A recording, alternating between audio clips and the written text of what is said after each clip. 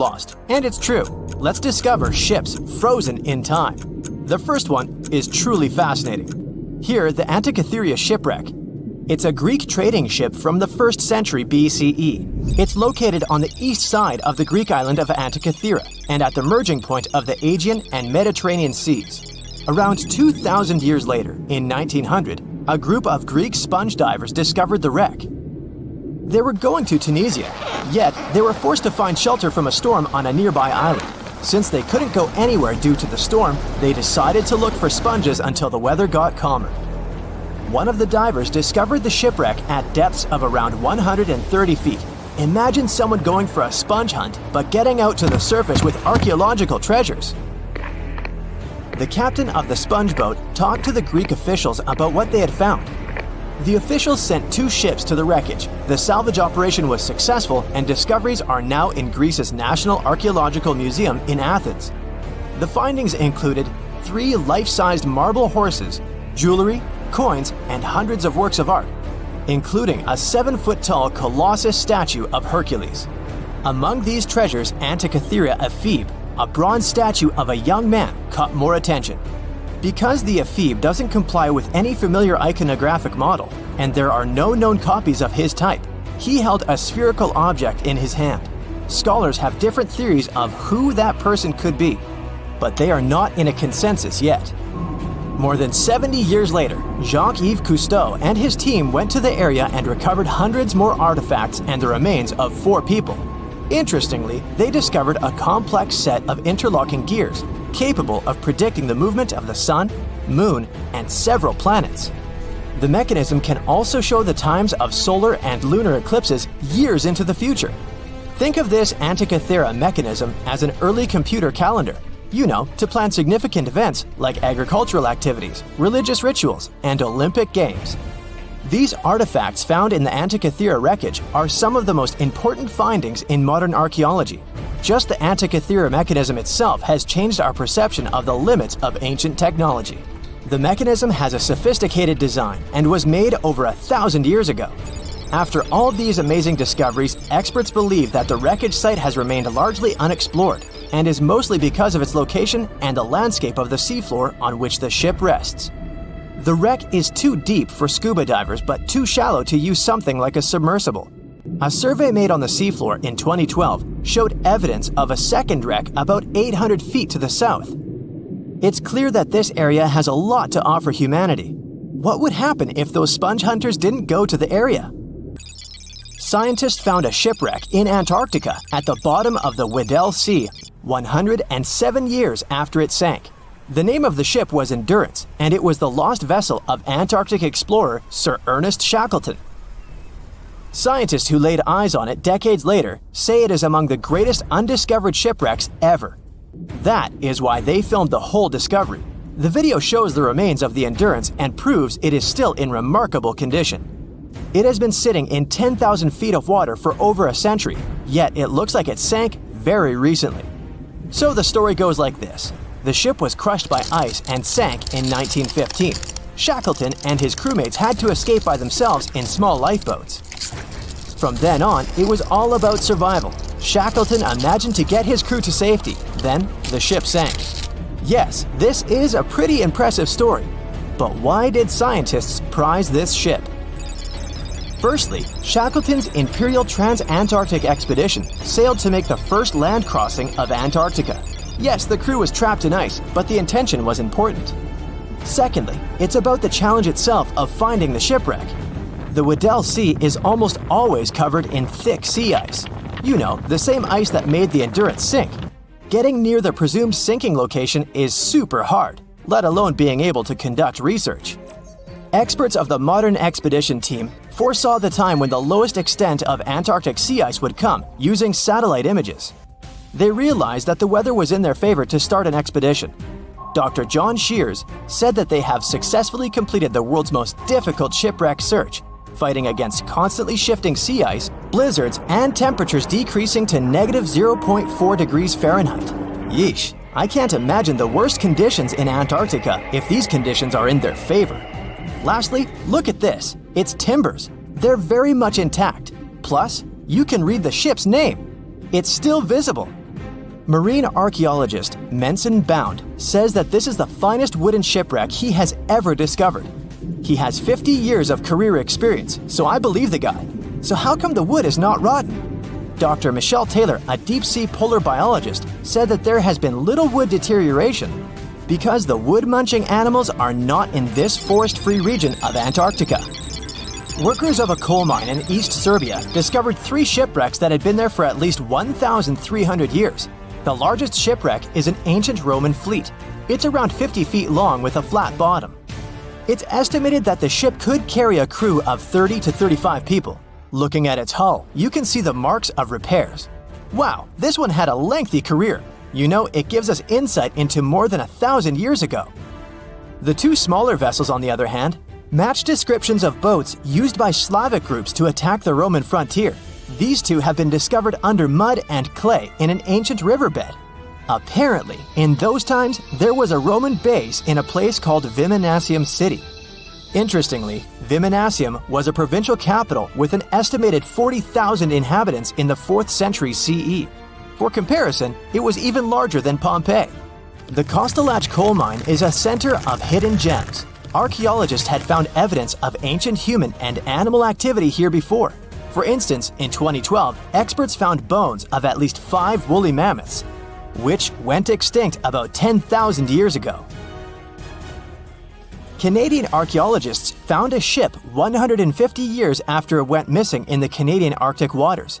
This merchant ship is called HMS Investigator. It was purchased in 1848 to search for the explorer Sir John Franklin's ship that got lost in the Northwest Passage expedition. So, HMS Investigator left Britain in 1850 for this rescue operation.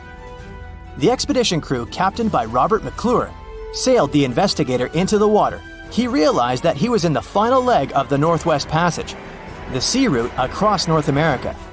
But before he could sail into the Beaufort Sea, the 122-ton ship itself got stuck in the thick ice. The crew spent the winter over the Prince of Wales Strait. The following summer, McClure tried again to sail to the end of the passage, but the ice blocked his way once more. Here, too, the crew was forced to leave the ship. He steered the crew into the Bay of Mercy. There, they were to remain until 1853 when the crew of the HMS Resolute rescued them. Imagine a crew of 60 people who had to spend 3 winters in the Arctic without even knowing if they would survive. Later on, the ship was found sitting upright in about 36 feet of water. It was in very good condition. Arctic water has prevented the outer deck of the vessel from deteriorating quickly. The outline of the ship and its timber can be clearly seen. Plus, archaeologists have uncovered artifacts on land left by the sailors. They had unloaded everything before abandoning the Investigator. 3 sailor graves and 1 British naval shipwreck had also been discovered in the area.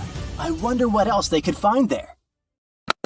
Wow, it's the only place where 1 minute you're learning 17 natural ways how to get rid of houseflies, and the next, you're taking an epic journey straight into a black hole. More than 10 billion with a B views in total. That's 47 billion minutes watched, or more than 70,000 years. That's all the way back to the Ice Age. No, I wasn't around then. 40,000 videos, hundreds of topics, and most importantly you, a whole 44 million of you. Our viewers. We could populate an entire country if we wanted to. We'd like to continue helping you learn and giving you useful skill improvement tips. Got a thirst for knowledge? We've prepared 4 masterclasses on creating a 2D character animation from scratch, 10 hours of video lessons, practical tasks using professional software, and additional materials that you can use with your own projects. Get the full course now and create your own animated masterpiece. The movie Jaws came out in 1975, and since then, people have been terrified of sharks. Some people fear seeing a great white's head come out of their showers, not to mention the fear of running into one at your local pool. Of course, none of this is actually possible, but some other scary shark stuff is. Like, yes, sharks can attack boats. They probably won't sink one. It depends on the size of the shark and the size of the boat. Today, we're diving deep into the facts and myths about the sea's biggest predator. It was the year 1953. On a typical July morning, two fishers set out on their daily lobster harvest. They took their white-hulled dory out to sea off the coast of Cape Breton Island in Nova Scotia, Canada. Since it was the lobster season, the sea was dotted with several dories spread out across the water. But that day, something strange happened. As soon as they put the dory at sea, they noticed a large dorsal fin chasing after their boat. They were surprised to see that the shark would follow their boat's every move. For an entire week, they took out their white dory from the harbor, and the shark followed them around. Until one morning, as the men were alone at sea, the shark charged at full speed at the boat and smashed a 7-inch hole in its bottom. The boat turned over, and both men fell into the water. The shark didn't come after the men, though. Instead, it swam away and disappeared for good. To clarify, a dory is a small, fragile boat usually measuring 16 to 23 feet long. So how long did that shark need to be in order to sink it? Well, as soon as the boat was retrieved from the ocean, researchers found something interesting. One of the shark's teeth was found stuck in the hull. According to Harvard experts that analyzed the tooth, it most certainly belonged to a 12-foot white shark that weighed around 1,200 pounds. One thing intrigues scientists a whole lot. The great white didn't seem to be interested in the man aboard, but rather in the boat itself. The question is, why? Some people suppose that this great white followed the dory around because it was white, and the animal probably thought it was some big white mammal. It's not the first boat a shark has attacked. You see, sharks don't attempt to sink boats because they're mean and evil. Rather, it's due to murky waters and hard materials that make them mistake inanimate objects for their usual lunch menu. But that's not what we've learned from popular culture. In Jaws, the protagonist shark managed to poke several holes in the orca as it rammed the boat. The orca was a Nova Scotia-style fishing boat made out of wood planks. It wasn't a huge boat, so it seemed plausible that a great white could ram it. But, according to Mythbusters, that's very far from the truth. A great white swimming at its maximum speed wouldn't be able to take down a medium-sized fishing vessel. The same goes for bigger boats. Some bull sharks or great whites can turn over smaller vessels, though, like kayaks or small boats. If this happens, it's most likely because they think it's a sea mammal and nudge it before taking the first bite. No scientist can say for sure why they do this, only that it's usually a misunderstanding on behalf of the animal. The Shark Research Committee, a nonprofit scientific research organization, has documented a lot of shark attacks on inanimate objects and is trying to answer that question more thoroughly.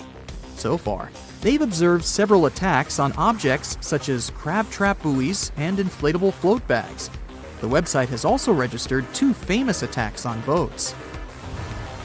The first one happened in 1959, and a shark left a tooth on the hull of a boat. Researchers later identified it as belonging to a 12-foot great white. The report of the other attack, which happened in 1989, claims that a boat was circled by a great white before the animal swam at the vessel at full speed and hit the boat several times. Of course, those who suffer the most from shark attacks and encounters aren't boats, it's surfers. As far as we know, surfers look like giant wobbly seals from the shark's perspective. According to the Shark Research Committee, there have been 41 confirmed shark attacks on surfers on the west coast of North America over the course of the last century. So, should we be so afraid of sharks after all? Let's learn more about these magnificent sea creatures. Off the top of your head, how many shark species can you name? 4, 8, 10? Well, there are over 500 species of sharks swimming in the ocean. They vary from tiny specimens, about the size of a human hand, to up to 39-foot-long creatures. The largest species of shark are actually not great whites, but whale sharks. And even those are small compared to the great megalodon. This ancient creature that lived around 20 million years ago reached an unimaginable length of 60 feet. By comparison, that's the same as 2 to 3 buses placed one after another. I wouldn't swim in megalodon-infested waters even if you dared me, that's for sure. We know that sharks are very good hunters, but why is that so? Their bodies seem to have been strategically built for speed. Instead of having a bone skeleton, like us humans, sharks have a cartilage skeleton, which makes them much lighter and also super fast swimmers.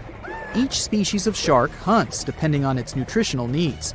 So, shark species that grow to an average of 3 feet have a diet based on fish.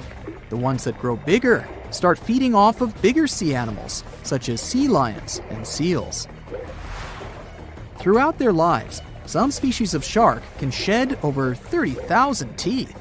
Unlike humans, who are born with a set number of teeth in their jaws, sharks have an apparently limitless supply. In their defense, they do lose teeth pretty easily, as they can easily get stuck in their prey, for example. They also have multiple rows of teeth. The jaws of a great white can contain up to 7 rows of teeth, and can grow to be more than 6 inches long. And since we're speaking of great whites, the most feared shark species roaming the oceans, this is Ray. Ray is an adult white shark. He can swim up to 50 miles a day, so he needs a lot of fat in order to keep his body functioning. Funny thing about Ray, when he opens his jaws to hunt, his eyes roll back together with his head, so his sight is hindered when he's taking a bite. Now, he does like it when the water is murky and underwater visibility is low. That's because it makes it harder for his prey to spot him coming. These conditions can make it easier for him to grab that yummy seal. But this can also make it easy for him to mistake a random boat for lunch and end up scaring some humans. Some Hollywood movies love to portray sharks as having superpowers. Although they're not innately cruel, one species of shark does have something that can be considered bizarre. Hammerhead sharks, one of the most dangerous species of sharks, have a sort of sixth sense. Inside their heads, they have electroreceptor organs called ampullae of Lorenzini. These organs allow sharks to detect the electromagnetic fields of all living things in the ocean. This ups their hunting abilities to another level. They can even find prey hidden in the sand because they sense its electromagnetic field. You should know one thing. If a shark lives in a balanced ecosystem, it won't feel the need to attack unknown things. These animals are curious, though, so maybe we should cut them some slack when they bite a piece off a random boat. There's a ship drifting somewhere in the ocean without a crew. The last time someone saw it was over 50 years ago. Its story reminds of that of the Flying Dutchman, a ship that's bound to sail forever and bring disaster to whoever sees it at sea. At least the legend says so. Unlike the Flying Dutchman, the SS Bay Chimo was definitely real and built for a German company in Hamburg and began as an ordinary cargo ship. It was trading supplies between Hamburg and Sweden in the Baltic Sea starting from 1914. It had a strong steam engine and a hull made of steel. A few years later, it became British property. Then, in the 1920s, a Canadian company purchased it for around $18,000, a huge amount of money back then. The new owner, the Hudson's Bay Company, was actively using the ship for several years. They would often send it on voyages from its home port in Scotland to Siberia, Alaska, the Yukon, and the Northwest Territories.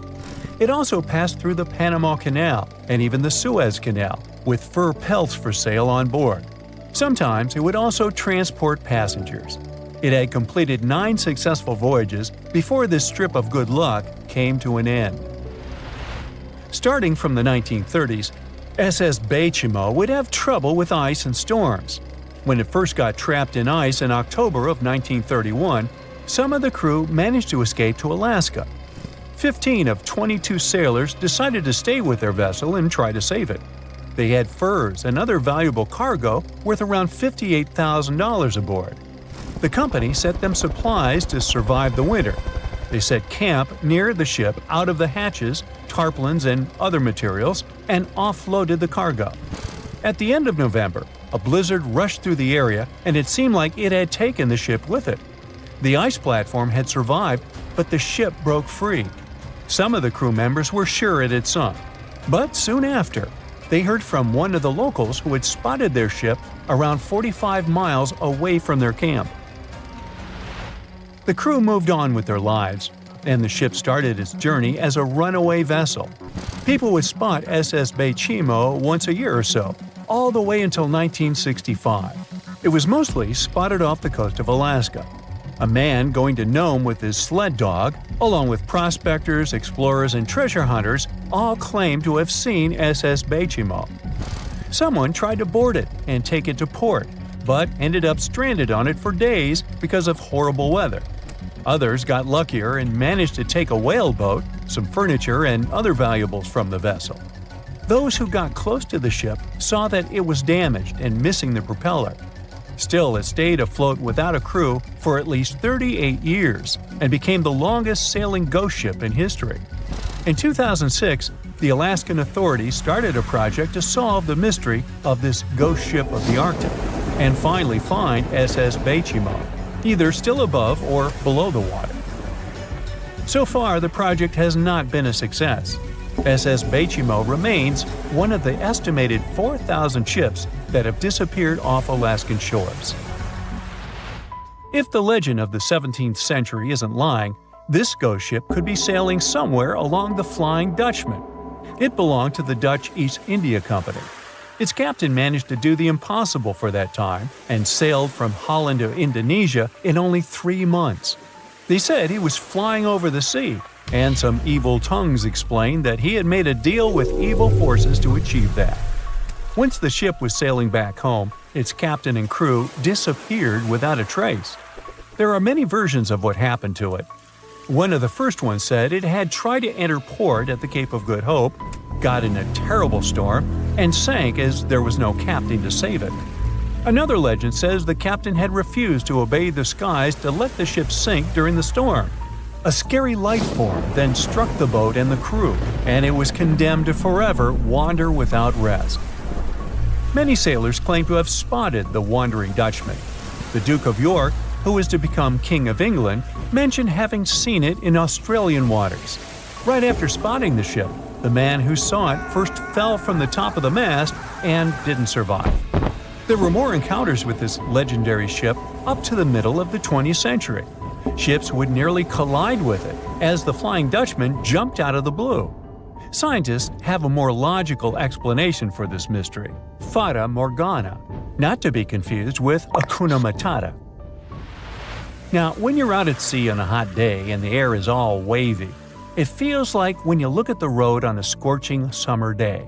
That's because of something called atmospheric refraction. When light passes through different layers of air with different temperatures and densities, it bends and twists.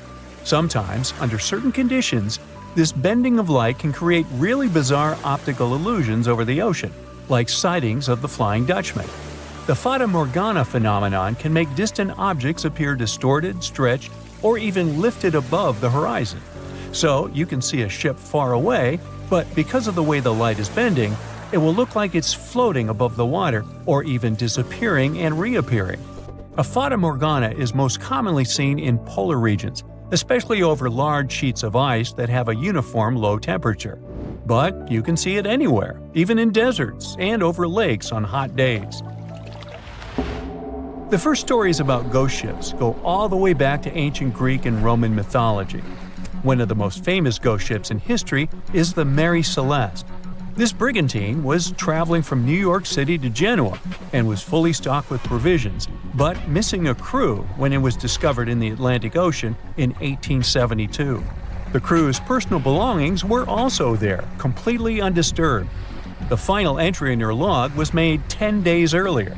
We still don't know what happened to its crew, and the ship has inspired many spooky stories and legends. The Lady Lovibond was another legendary schooner that is believed to have been wrecked off the coast of Kent in the middle of the 18th century. The story tells that the ship's captain, Simon Reed, had just got married and took his bride on board for a celebratory cruise, despite the superstition that it could bring bad luck. They were on their way to Portugal when the first mate, who is also in love with the captain's new wife, went mad because of jealousy, attacked another crew member, and then took over the wheel and steered the ship straight into the dreaded Goodwin Sands. No one aboard survived, and the schooner is said to reappear as a ghost vessel every 50 years. In present times, many vessels become abandoned and turned into ghost ships intentionally. There are thousands of them floating in U.S. rivers, lakes, channels, and coastal waters. Some people lose their boats in storms and other extreme weather. Others have to abandon their boats because maintaining them can cost 10% of the boat's price. Plus, docking a vessel can add up to several $1,000s every year. Most boats have been made of fiberglass, so an owner can't just recycle them as scrap metal. So, once they want to get rid of it, they often tie it to a dock and sneak away, or leave it floating far away from the shore, or just try to sink it. When ghost ships sink in shallow waters, they can cause damage to coral reefs, mangroves, marshlands, oyster habitats, and wetlands. Plus, they can collide with unsuspecting regular ships and cause real trouble. So, don't do that. Enough said. Strange things occur in the cold waters of Antarctica. One of these things happened to a ship called Jenny. It was a small schooner whose history began in 1822. The boat and its crew set sail and disappeared a year later. For 18 years, the ship was considered sunk. People forgot about it, but in 1840, the vessel reminded the world of itself. That year, the whaling ship Hope sailed through the Drake Channel in Antarctica. The crew members noticed a ship among icebergs. It was the schooner Jenny. It was floating slowly in the dark, with no signs of life. The captain of the Hope, Mr. Brighton, gave the order to approach the mysterious vessel. They thought it was some creepy ghost ship, but as they came closer, they noticed crew members on the deck. The sailors of the Hope called out to them, but received no answer. This time, it became clear that something terrible had happened to the Jenny. When Brighton boarded, he realized that the Jenny crew members weren't missing. They were here. Frozen people stood like statues. Brighton went down to the lower deck and found the captain. He was sitting frozen at the table, holding a pen. Brighton looked at the logbook. The last record was made on May 4th, 1823. The captain wrote that he was the only living member of the crew. They spent 71 days without food. It seemed that the ship got lost in the sea because its captain went off course or sailed into an iceberg, but no one knew for sure. After that, nobody ever saw the Jenny again. According to rumors, the crew of the Hope abandoned the frozen ship and left it to drift in the cold waters. According to other rumors, this whole story is fiction. The story of the Jenny was described in a German magazine in the middle of the 19th century. Still, there was no further evidence of the ship's existence. Already in our time, Cambridge University decided to explore the case of the Jenny. The researchers discovered that one of the crew members of the Hope, who didn't disclose his name, told someone the legend of the frozen ship. Someone shared the story with another guy, and it was published in a German magazine called Globus. And that's all. There was no other evidence. One of the most famous ghost ships was the Mary Celeste, and there's no doubt about its existence. The history of this vessel was documented in court. People wrote about it in newspapers, but the most exciting thing is that the ship continued to be used even after 10 people disappeared from its deck. The history of the Mary Celeste began in Canada in 1861. When it was first built, the ship was called the Amazon. It changed captains several times, and it also hit some rocks. The boat was sold, bought, then sold again, repaired, and sailed under the name Mary Celeste. In 1872, it had a new captain, Benjamin Briggs. He was a decent, brave man with a lot of experience in navigation. He had a beloved wife, a daughter, and a son. When he went on his last voyage, he took his wife and daughter with him, and his son stayed in America.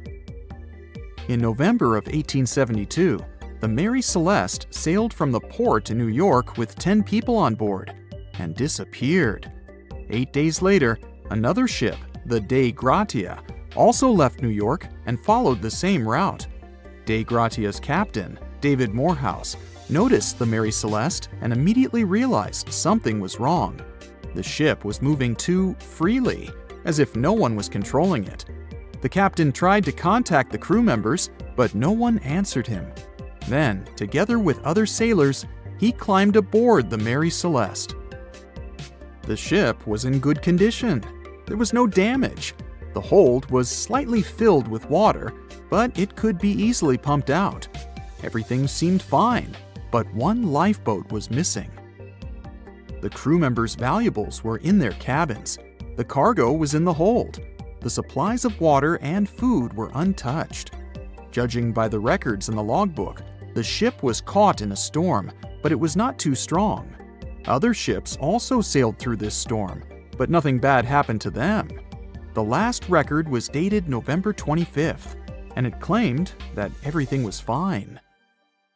The sails of the Mary Celeste were slightly damaged, but perhaps it happened after the crew had disappeared. The whole ship was in excellent condition, but what made the people leave it?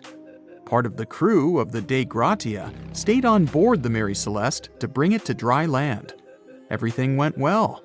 They delivered the ship to the closest port. Next, the captain of the Dei Gratia appeared before the court and told about what had happened.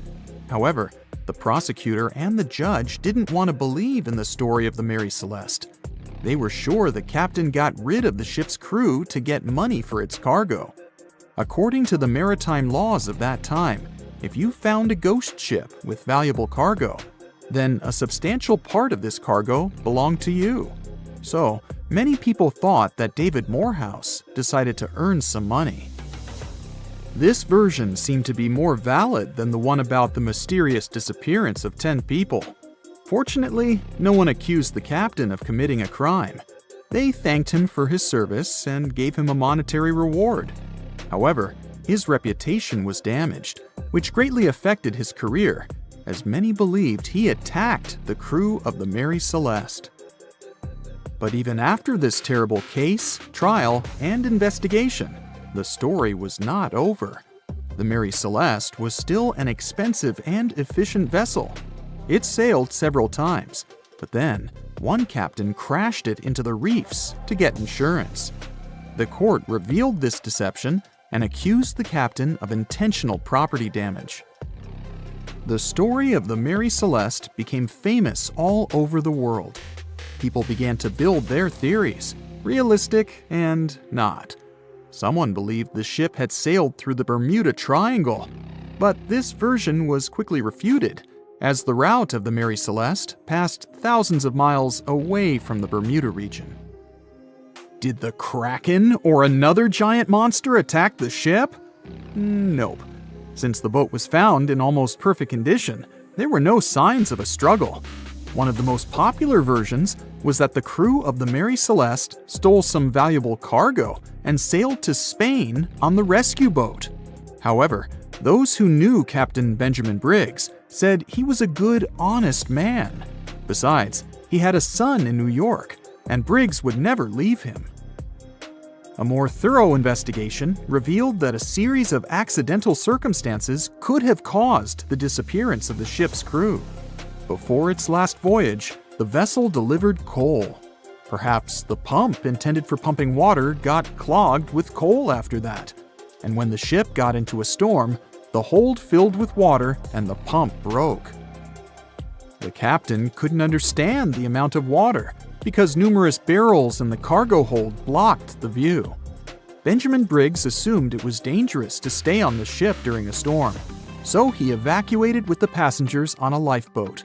Perhaps they were close to land and decided to sail there, but the storm intensified and overturned the boat. Also, one record in the log journal said that the chronometer was faulty. It was a device that helped to determine your location at sea using longitude. Briggs got lost and didn't know which way to sail. The storm was strong, and he couldn't determine whether the ship would sink. Perhaps Briggs decided to leave the ship in a rescue boat when he saw the coast of the Azores. The uniqueness of this ghost ship case is that, unlike many others, you can investigate it yourself. There's a lot of information about the Mary Celeste on the internet. There are documentaries and research articles. Perhaps you'll be able to notice something that others haven't seen and solve the mystery of the disappearance of 10 people. If I asked you to name the most famous shipwreck of all time, you'd go with the Titanic, right? The Atlantic Ocean, the hope for new life, heartbreaking love stories. It had it all to become a blockbuster. But I guess you've never heard of SS Princess Alice that submerged in the sewage of the River Thames, taking between 600 and 700 lives with it. Life in 19th century Victorian London wasn't easy, especially for working class folks. Affordable public transport and bank holidays made it a bit easier. The people could escape to the coast on a train or pleasure boat, even if it was just for a day. Sheerness on the Isle of Sheppey in Kent started as a fort under Henry VIII and then grew into a bustling town with a dockyard. When they added a railway station in 1863, it became a prime destination for day trippers and holidaymakers.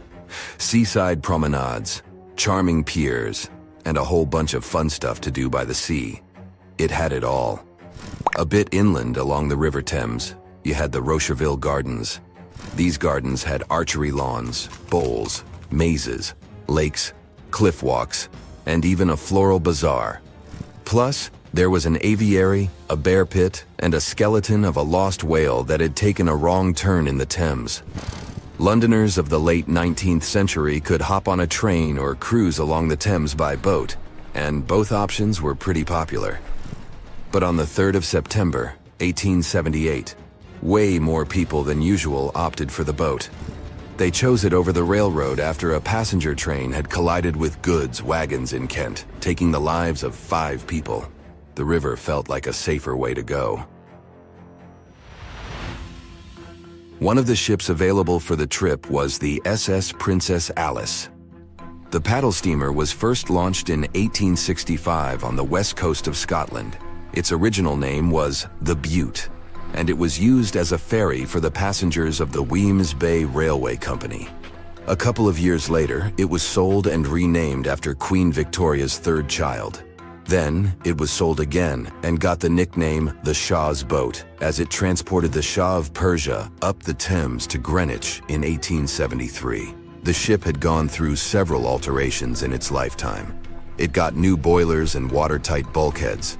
The Board of Trade had inspected it and marked it safe. In the year of its final voyage, it was officially allowed to carry up to 936 passengers between London and Gravesend in calm water. On the day of the tragedy, Princess Alice was on what was called a moonlight trip downstream from Swan Pier near London Bridge to Sheerness, Kent and back. The trip wasn't expensive, so most of the passengers were from the working class. There was also a musical band aboard to keep the spirits up. The 3rd of September was a bright day, and many families were happy they could catch some final summer sun rays and enjoy fresh sea air. The then owner of the ship, the London Steamboat Company, had several vessels working on the route. The passengers were free to hop on and off different ships. At around 6:30 p.m., after a beautiful day in the open, the SS Princess Alice headed back to Swan Pier. No one kept official lists of passengers, so we'll never know exactly how many people were on board that evening. But they say the steamer was close to its full capacity. As it got darker and cooler, many families decided to stay inside the saloon or in their cabins below. Some stories from the steamer sound like fate. The captain of Princess Alice let his steerer stay at Gravesend and replaced him with one of the passengers. John Ayres was a sailor but had little experience at the Thames or with a vessel like Princess Alice. Alfred Thomas Merriman, a chef from East London, had been offered to work on the steamer at the last moment. He was 30 years old and a father of 4, so he couldn't say no to extra money. At around 7:40 p.m., he was standing on the deck by the saloon door. By that time, Princess Alice had passed Tripcock Point and entered Galleon's Reach.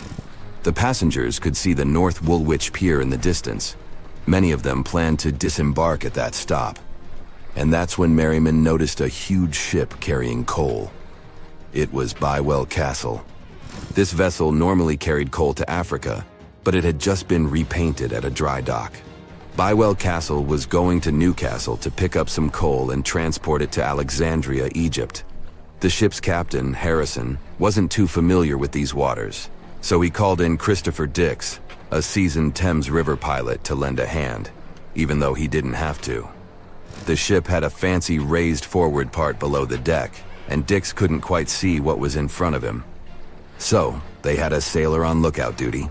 As they set sail from Millwall at the speed of 5 knots, 5.7 miles per hour, they tried to stick to the middle of the river, but other boats had other plans. When they were approaching Galleon's Reach, Dick spotted Princess Alice's red port light, headed their way, but planning to pass on the right side. At the same time, Grinstead, the captain of Princess Alice, was going against the river's flow, trying to find the smooth waters on the south side. He adjusted his course, steering into Bywell Castle's path. Both crews realized they were headed for a collision. Dix tried to steer clear and even ordered reverse full speed on the engines, but it was too late. The Bywell Castle collided head-on with the Princess Alice, which was much smaller, weighing less than a third of the 890-ton coal-carrying collier. It sliced the passenger steamer in two. As Merriman remembered later, laughter on board immediately changed into screaming and panic. Some people rushed to the bridge for safety. Merriman hurried to the captain, asking what to do next. The captain's response was grim. "We are sinking fast. Do your best." The ends of the steamer went high into the air, and the middle just sank, taking passengers with it. Those unfortunate ones who were below deck were tragically trapped. The impact caused tons of untreated sewage to gush from outlets near the collision site. The water became a frothy mess of unprocessed waste with a horrible odor. It was potent enough to make even the most resilient sailors retch. Amid the chaos, passengers struggled for life in the contaminated water. They inhaled lungfuls of hazardous waste without knowing. The crew aboard the Bywell Castle sprang into action. They dropped ropes from their deck, urging Princess Alice's passengers to climb aboard. Anything that could float, from planks to barrels, was tossed into the water to serve as flotation devices for those in need. Other members of their team launched a lifeboat, saving 14 people. Nearby boats, moored along the riverbanks, joined the mission, plucking survivors from the water. Many of Princess Alice's passengers didn't know how to swim, and it was even trickier for ladies wearing long, heavy dresses. Merriman was among the lucky ones who could swim.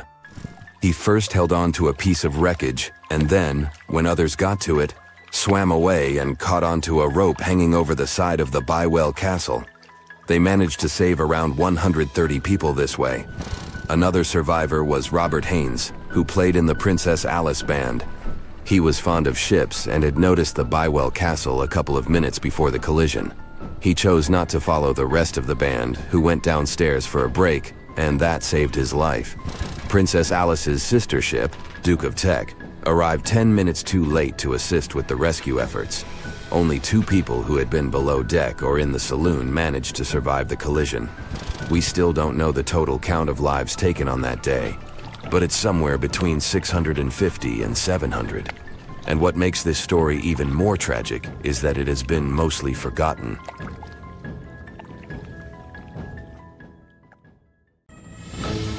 As an experienced sailor and the first man to ever sail non-stop on his own around North and South America, Matt Rutherford has seen a lot during his voyages. But what he saw in 2013 while sailing through the waters of the Atlantic with his colleague surely stands out. some 800 miles off the coast of Bermuda, not far away from the famous Bermuda Triangle, they noticed a boat that seemed to be moving by itself. The sails weren't up and the motor wasn't running. The sailors decided to check if there was someone who needed their help aboard, so they moved closer to the mysterious ship. Once they got there, things only got weirder, as they realized there wasn't a living soul aboard. Rutherford started filming to document their discovery. The boat looked so awfully abandoned that they expected to find some pretty scary things in there. But it didn't stop Rutherford from searching the vessel. The boat, which turned out to be named Wolfhound, looked like an upscale one, probably costing hundreds of thousands of dollars. It was pretty weird to find it floating by itself in the middle of the ocean. It seemed like whoever abandoned it was leaving in a rush. There were clothes and other personal belongings all over the main cabin. Some parts of the ceiling had fallen and some drawers had popped open. The brave sailors decided to tow the ghost ship back to Bermuda. It wasn't easy because Wolfhound was bigger and heavier than their boat. After days at sea, the crew was running low on fuel and asked a passing freighter to stop and give them some gas. They kept pulling Wolfhound until the tow line got wrapped around the rudder and they realized they could get stranded in the Bermuda Triangle. So they had to abandon the ship. What really happened and how Wolfhound ended up in the middle of the ocean will probably remain a mystery. Rumor has it that it belonged to a member of the Royal Irish Yacht Club. The ship was going on its first voyage from Connecticut to Bermuda and then Antigua. It got in a terrible storm around 400 miles away from Delaware. The winds were so strong that the yacht suffered 2 knockdowns. A Greek cargo ship rescued the crew. They left the ship with an emergency beacon on. The rescued crew members shared that they saw the ship sink, which only adds more questions to the story. How did it get back to the surface?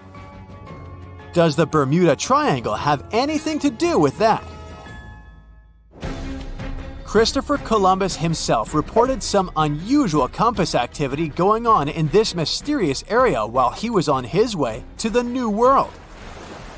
Despite the stories of more than 50 ships and 20 planes disappearing in the area, it remains one of the most heavily traveled shipping routes in the world. Some skeptics believe that this fact solves the Bermuda Triangle mystery. It could make sense because the busier the area, the more accidents happen there. But then again, it's not the number of disappearances that makes the place so mysterious. It's the lack of explanation and wreckage lost for good. The first ever confirmed ship to vanish in the Bermuda Triangle was the USS Pickering. In 1800, it departed from the US on its way to the West Indies. The ship sailed into the Bermuda Triangle along with its 90-man crew. No one ever heard anything from them ever since. The popular explanation is that the ship was taken out by a storm. But because no one found any wreckage, we'll never know for sure. The largest ship that has ever disappeared in this mysterious area was the USS Cyclops.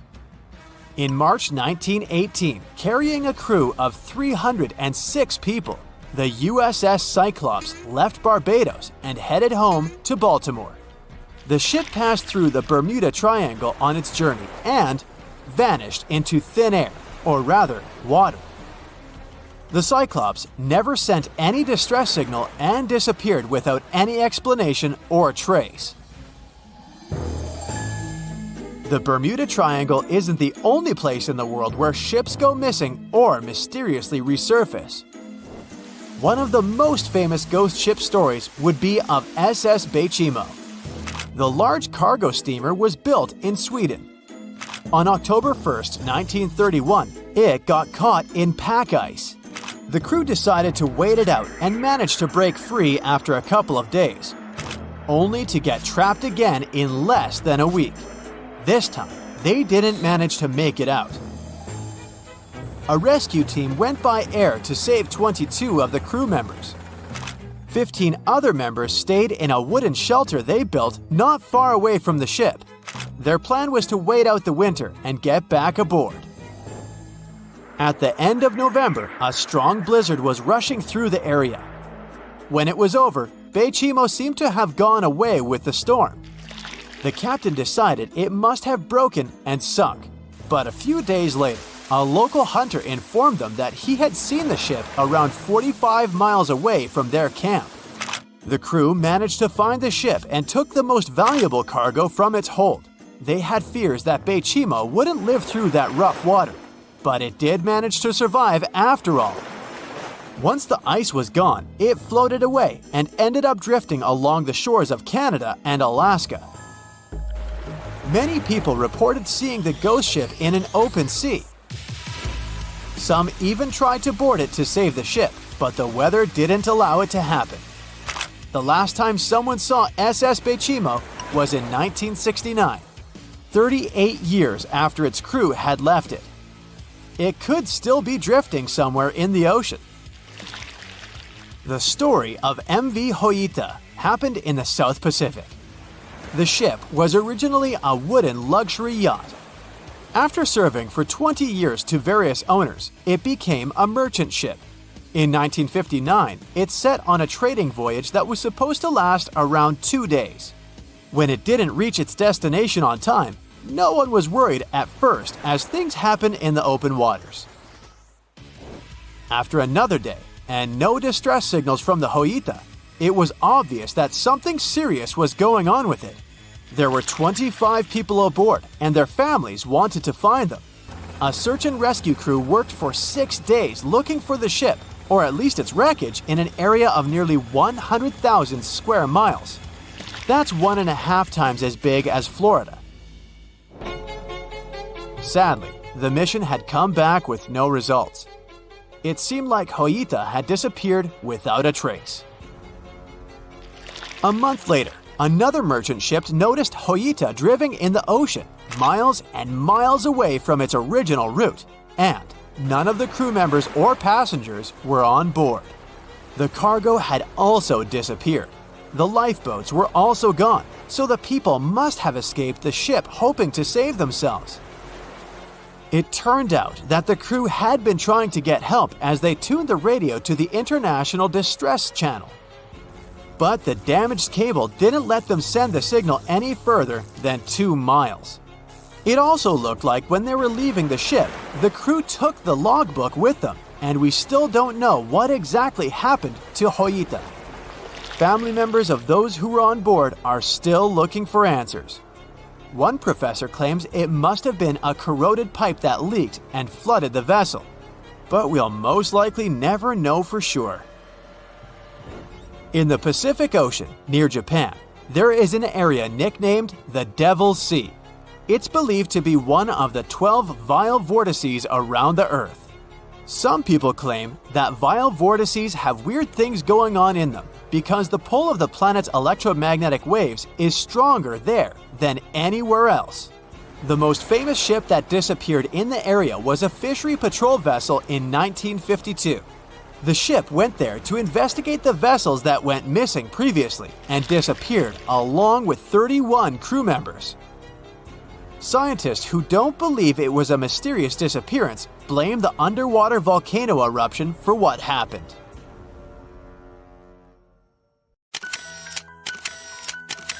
At the beginning of the 20th century, somewhere off the coast of West Africa, a German steamship was leaving the port. Suddenly, the weather got worse, and the vessel entered a thick fog. The sailors ran aground on a sandbank close to the shore. Luckily, no one was hurt, and they were even able to save their precious cargo. But the ship was stuck in the sand for good. And it was not alone there. Nearly the entire length of the western coast of Namibia is called Skeleton Coast. If the name sounds scary, that's because it is. This 976-mile-long beach line is among the most dangerous places on Earth. The local Bushman tribes believe that their supreme deity made this land when it was angry. The Portuguese were the first Europeans to set foot in Namibia in the 15th century. And yep, they didn't like Skeleton Coast either. Portuguese explorers thought this land presented the gates to the underworld. This is the place where the Namib Desert meets the Atlantic Ocean. It might be dangerous, but it's actually beautiful. Plus, it's a UNESCO World Heritage Site. If Skeleton Coast had a PR manager, they would quit on the first day on the job. The area is not exactly tourist-friendly because of its geography and history. Beneath the sand and the waves, there is a secret ocean currently lurking for unsuspecting sailors. It's called Benguela Current. It flows towards the north along the coast of southern Africa. This part of the Atlantic is rich in marine life, but the current's land neighbor isn't that happy with the deal. This arid climate created the Namib Desert, one of the driest regions on Earth. And that marine life I just mentioned? It's sharks. 11 species of them to be exact. And yes, the great white decides to pop by once in a while. So far, we've got a desert landscape, strong currents, and sharks. Not a place for a beachside resort, definitely. But if someone ends up on Skeleton Coast, will they know they're in danger? Don't worry, they will. The beach is littered with wrecks of all sizes and shapes. If you remember that German ship I mentioned in the very beginning, its massive and rusted stern is now sticking out from the desert sand. There are some 500 wrecks in total scattered along the coast, and it's a mixed crowd, from Portuguese galleons centuries old to ships that ran ashore here in the 21st century. A modern fishing ship called Zela India managed to slip from its tow rope in 2008 and ended up on Skeleton Coast. Okay, it didn't escape on its own, it had some help from the elements. But it's better to be a tourist attraction on a beach than to be broken up for scrap. That's where the trawler was originally going, poor thing. Skeleton Coast's most famous inhabitant, to call it such a place, is the wreck of the Dunedin Star. The British cargo liner ran aground here in 1942. The massive rescue operation that followed reveals why it's so dangerous for sailors to end up here. The rescuers managed to save all of the crew and passengers, but at a heavy price. An aircraft and a tugboat were lost in the process. It took the last of the rescuers a full 2 months to return home to Cape Town. Why, you might wonder? One look at the map of the region reveals the reason. It's an endless sea of yellow, which is the sand. There are so few roads here, so Skeleton Coast is hard to reach by land. There are also legal obstacles. You need a special permit to drive into the area. But the skeletons in the name of the area don't only refer to ships, they also stand for animal bones. Most of these belong to whales and seals. Many animals have adapted to the area, so lions and hyenas roam the coastline in search of a meal. Yeah, now there are hungry lions as well, as if those sharks weren't enough. Other animals with a temporary residence on Skeleton Coast include elephants, cheetahs, leopards, and giraffes.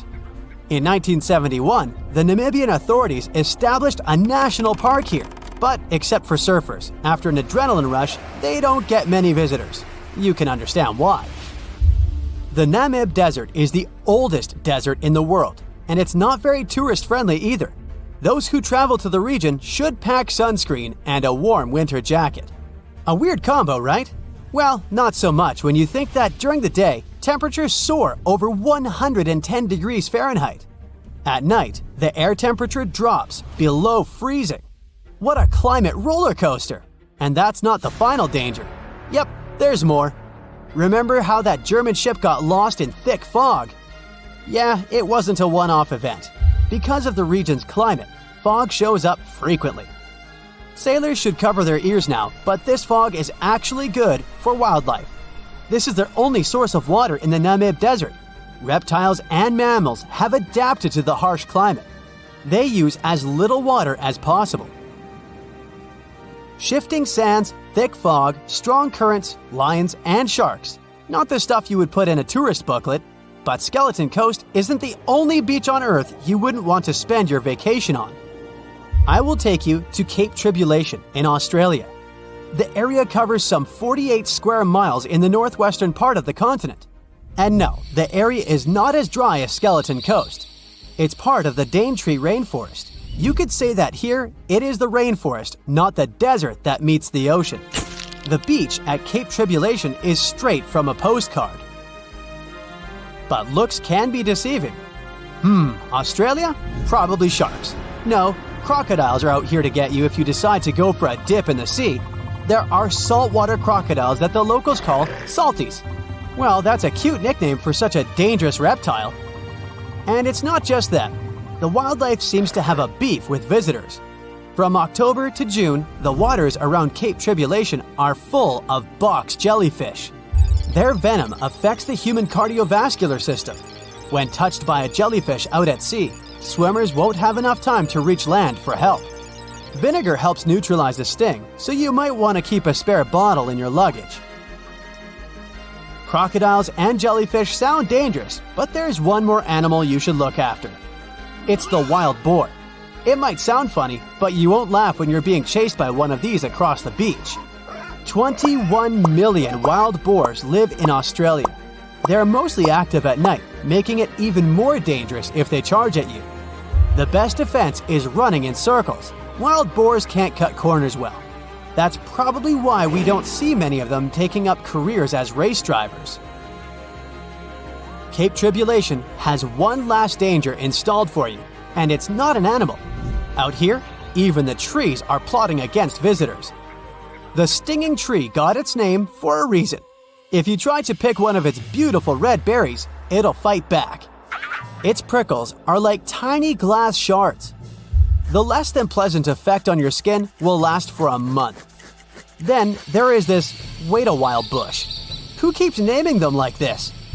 This long vine has spikes that grab hold and just don't let go. They are so strong they can pull a human off a horse. You'll have to wait for someone to come by and save you from this thorny grabber. If you are about to cross this Australian beach from the vacation list, hold on for a second. Tourism is booming here. The local authorities have restricted access to all of the danger zones.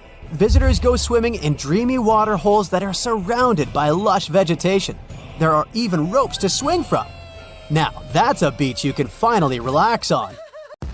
It's 2018. You get up early in the morning to go ashore and catch some fish. You come to the spot you were yesterday, throw the hook into the sea, and wait. The float is twitching. You've caught some fish, but hey, hello? Why aren't you doing anything? Right now, you don't care about the fish. You're looking at something in the distance. You open your mouth in surprise since you see a huge ship stuck on a shoal. It wasn't here yesterday, so it got here at night. Okay, it'll probably sail away sooner or later. You fish for a few more hours. During this time, you observe the ship and notice no movement there. Is it empty? Boats and the Coastal Service are sailing from the shore to the vessel. You decide to check it out too. You get in your old boat and go there. The mist descends to the water, making the ship look creepy. The colossal vessel is rusty and empty. But where is the whole crew? And how did it get there? The Coast Guard comes on board. They search the hold, the cabins, and the upper deck. There's someone's stuff, some remnants of food supplies, notebooks, and clothes. Everything suggests the crew has disappeared for some reason. Fishers who noticed the vessel first didn't see anyone coming down from the board. No radio signals were sent to the port, and no one reported about the ship. It appeared here from nowhere. The only chance to get any information is to look at the number and name of the vessel. This is Sam Ratulangi, PB 1600. The Coast Guard checks the information, studies the data of all the country ships, and no way. One company built the boat in 2001 in Indonesia. People used it to transport heavy loads across the seas around Asia. The ship had been properly operating for 8 years. People were delivering industrial goods to different points in the region, but something went wrong. In 2009, Sam Ratulangi was sailing near the coast of Taiwan, and that's it. There were no further records about it. There were no reports in any port. Everyone thought it must have drowned, so no one had been looking for it for years. And then, 9 years later, it appears here, big and rusty, off the coast of Myanmar, without sailors, without fuel. An investigation starts. City services are trying to find out the names of all the sailors working on the ship and find clues that would lead to solving this mystery. They also hope the ship owner will appear soon. They find 2 tow ropes on board. This means that some other ship towed Samratulangi to this place. Then they identify and find 13 crew members. These people say they wanted to reach the factory in Bangladesh to repair Samratulangi. Another vessel helped tow the ship, but then 2 cables tore off, and a storm began. No one wanted to stay on board during such weather, so the crew members left it. No one knows what the ship has been doing for the last 9 years, and how it was possible without people on board. And here's another, much more mysterious ship story. On February 16, 2020, locals found a large cargo ship stuck on a rocky shore off the coast of an Irish village. The boat looked rusty, with holes in the hull and rotten parts. People hadn't seen this vessel the day before, so it appeared there at night. The last time people saw the Alta cargo ship was a few months earlier, thousands of miles off the coast of Ireland. That day, the Alta was sailing in the waters of the Atlantic Ocean. Another ship, the MS Protector, noticed it. MS Protector crew members tried to contact the ship, but received no response. The people on board realized that they were facing an empty vessel. And then, 5 months later, it appeared near the coast of Ireland. There are more questions than answers in this story, but we managed to find something out. In 2015, the Alta appeared and disappeared from the radar several times. Any ship has an internal tracking system, so people can track its route using satellites. But Alta crew members often disabled this system. Perhaps they were engaged in some illegal activity. Anyway, in 2017, the ship often sailed between the ports of Greek islands. Then, the tracking signal disappeared and appeared only 10 months later, off the coast of North Africa. During this time, the ship changed several flags. In September 2018, the Alta was southeast of Bermuda and headed for Haiti. Then, the crew started facing problems. First, the main engine failed right in the middle of the Atlantic Ocean. The ship began to drift. Several days passed, but the crew members weren't able to repair it. They began to run out of food and water supplies. The situation got even worse when they found out that a hurricane was approaching the place. Fortunately, they managed to contact the U.S. Coast Guard. A helicopter flew to the Alta on October 2nd to bring them some supplies. There was enough food for several days. Then, a rescue boat sailed to the ship. It evacuated all the sailors and delivered them to Puerto Rico before the hurricane. The Alta had to drift alone in the ocean. After a while, another ship approached the Alta to tow it to the shores of Guyana. But at this moment, everything went wrong. Someone stole the boat, disabled the tracking system, and sailed away in an unknown direction. After almost a year, the MS Protector found the empty Alta in the waters of the Atlantic Ocean.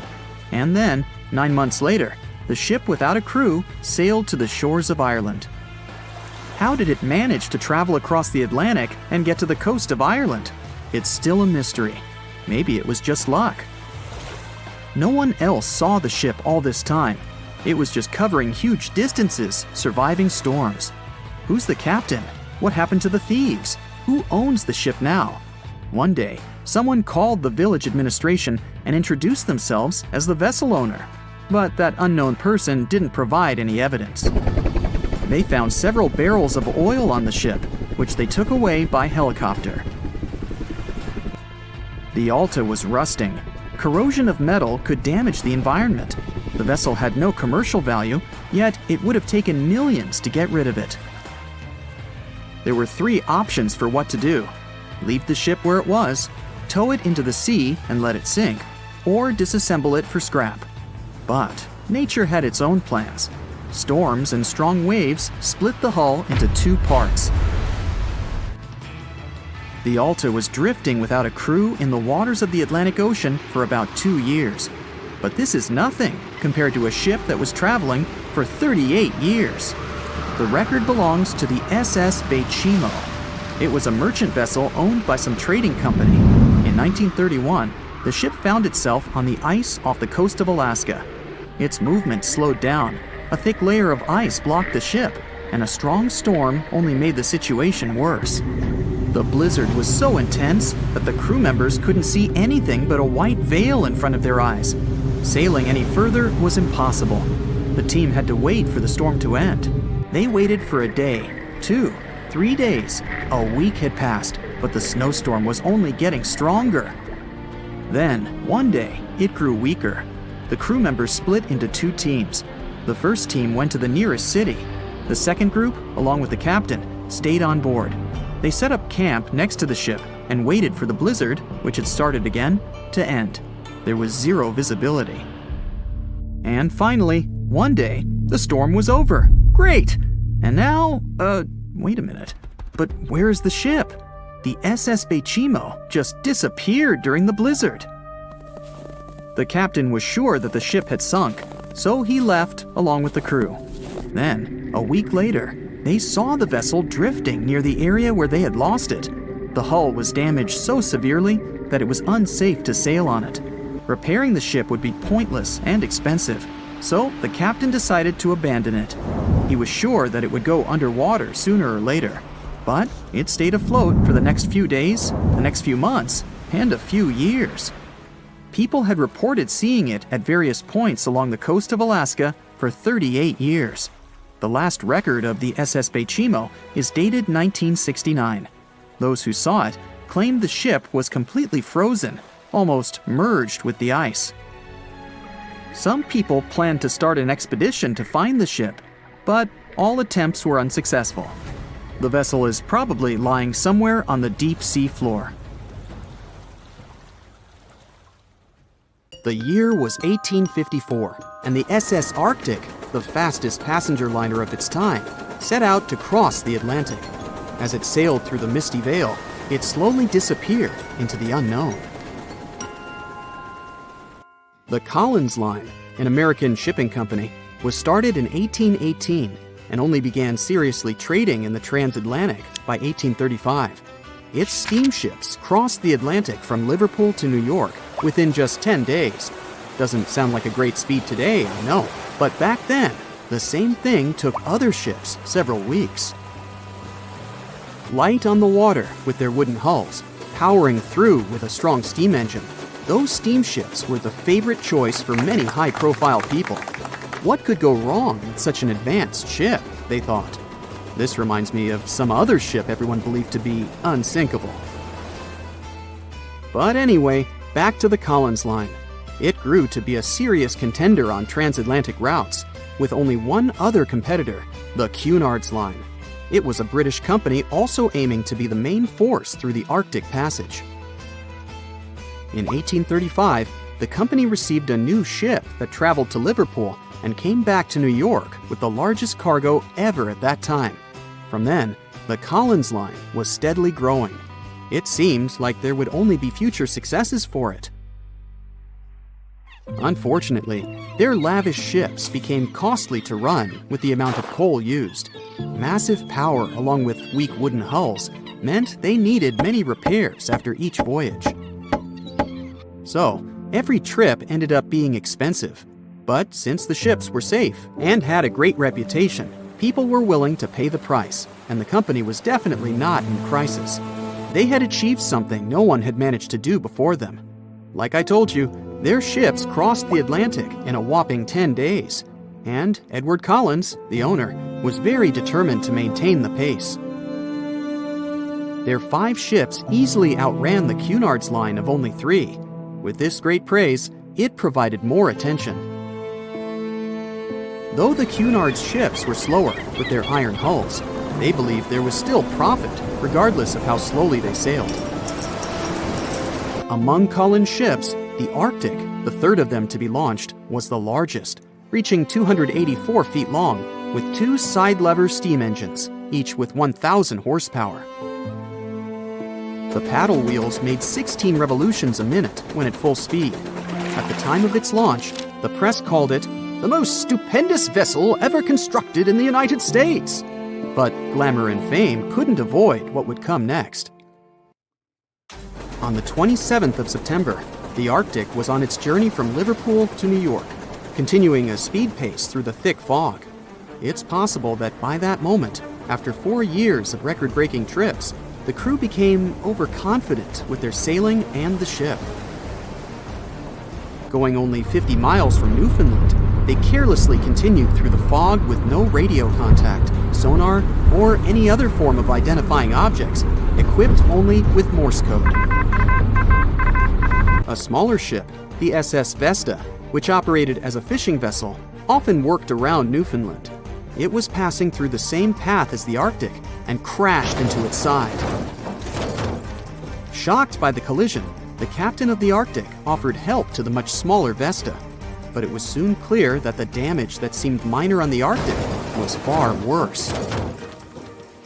Beneath the waterline, a hole was letting water into the hull. The cost of the much faster wooden hull now seemed less valuable.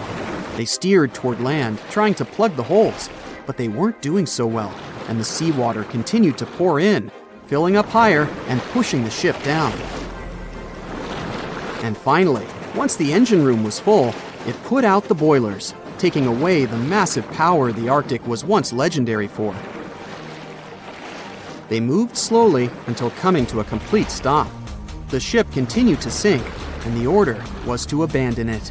At the time, maritime law allowed for the Arctic to carry only 6 lifeboats, only capable of saving 180 people. The crew and some of the passengers managed to push their way aboard and took most of the seats on those boats. Things were pretty wild, and everyone forgot about their manners, not letting the ladies and the youngest ones board first. It took 4 hours for the Arctic to sink. 150 crew and 250 passengers were on board. Those that weren't able to find a lifeboat made a desperate attempt to build their own rafts from parts of the ship. 2 days later, only 3 boats made it safely to the shore. The other 3 were never found. Believe it or not, the rescue party also saved some people that had been clinging to the wreckage for 2 days. Unlike the crew, the captain went down with the Arctic, but amazingly survived. He would be only one of 85 people that made it out of the 400 on board.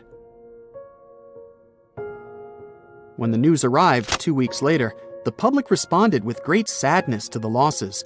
Great anger soon followed towards the poor safety measures in the crew. The press published demands to change the laws for more lifeboats. It only made sense to have enough for every person on board a ship. But they ignored those requests. This neglect would lead to more disasters in the future. Enough lifeboats would only come into maritime law some 60 years later, after the disaster of the Titanic. Edward Collins' wife and 2 children were also aboard the ship and didn't return. He was heartbroken, but didn't stop running his business. The Collins line still had a reputation to uphold, the biggest, fastest, and most luxurious on the Atlantic. Edward Collins would now build an even better ship than any other. It was named the Adriatic, and it was the largest ship in the world, 354 feet long. With 2 alternating steam engines that had never been built of this size. These steam engines at the time were at the height of engineering, though today you can only see them in models and toys. With the new addition of 2 masts, the Adriatic would also be able to sail if needed. Luckily, they made some lessons from the disaster of the Arctic. But before their new ship, the Adriatic, was built, another disaster had occurred. The sister ship of the Arctic had also sunk. They believed this second ship was desperate to stay in front of the Cunard's line and hit an iceberg somewhere during the race. This weird contest took the lives of 141 people. The desperation of Collins and his weakly built hulls pushed the company towards bankruptcy in 1858. The newly built Adriatic, costing over $1 million, had only made 1 voyage in the end. And even that voyage was considered a disaster. The ship collided with a tugboat. It still managed to finish its maiden voyage at a suitable time. After the company had gone bankrupt, they had to sell the ship for only $50,000. They removed the great giant engines, replacing them with only sails. Although it was once the greatest ship on the high seas, it was only 30 years later until it was abandoned, labeled irreparable, and anchored in a river. The other remaining ships were also sold and only used for parts. Edward Collins left the industry altogether, seeking work on dry land instead. As the Collins line was no longer in the mix, the Cunards would grow in strength. Without competition, they would win the Blue Riband for the next 30 years, and 180 years later, after producing hundreds of ships. They still have a constant presence on the seas as they provide transatlantic crossings, world voyages, and leisure cruises.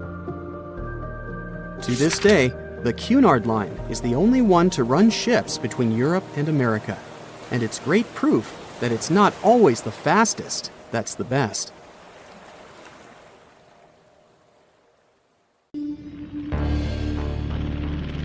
In 1945, 5 TBF Avenger aircraft took flight for a routine training exercise around the Bermuda Triangle.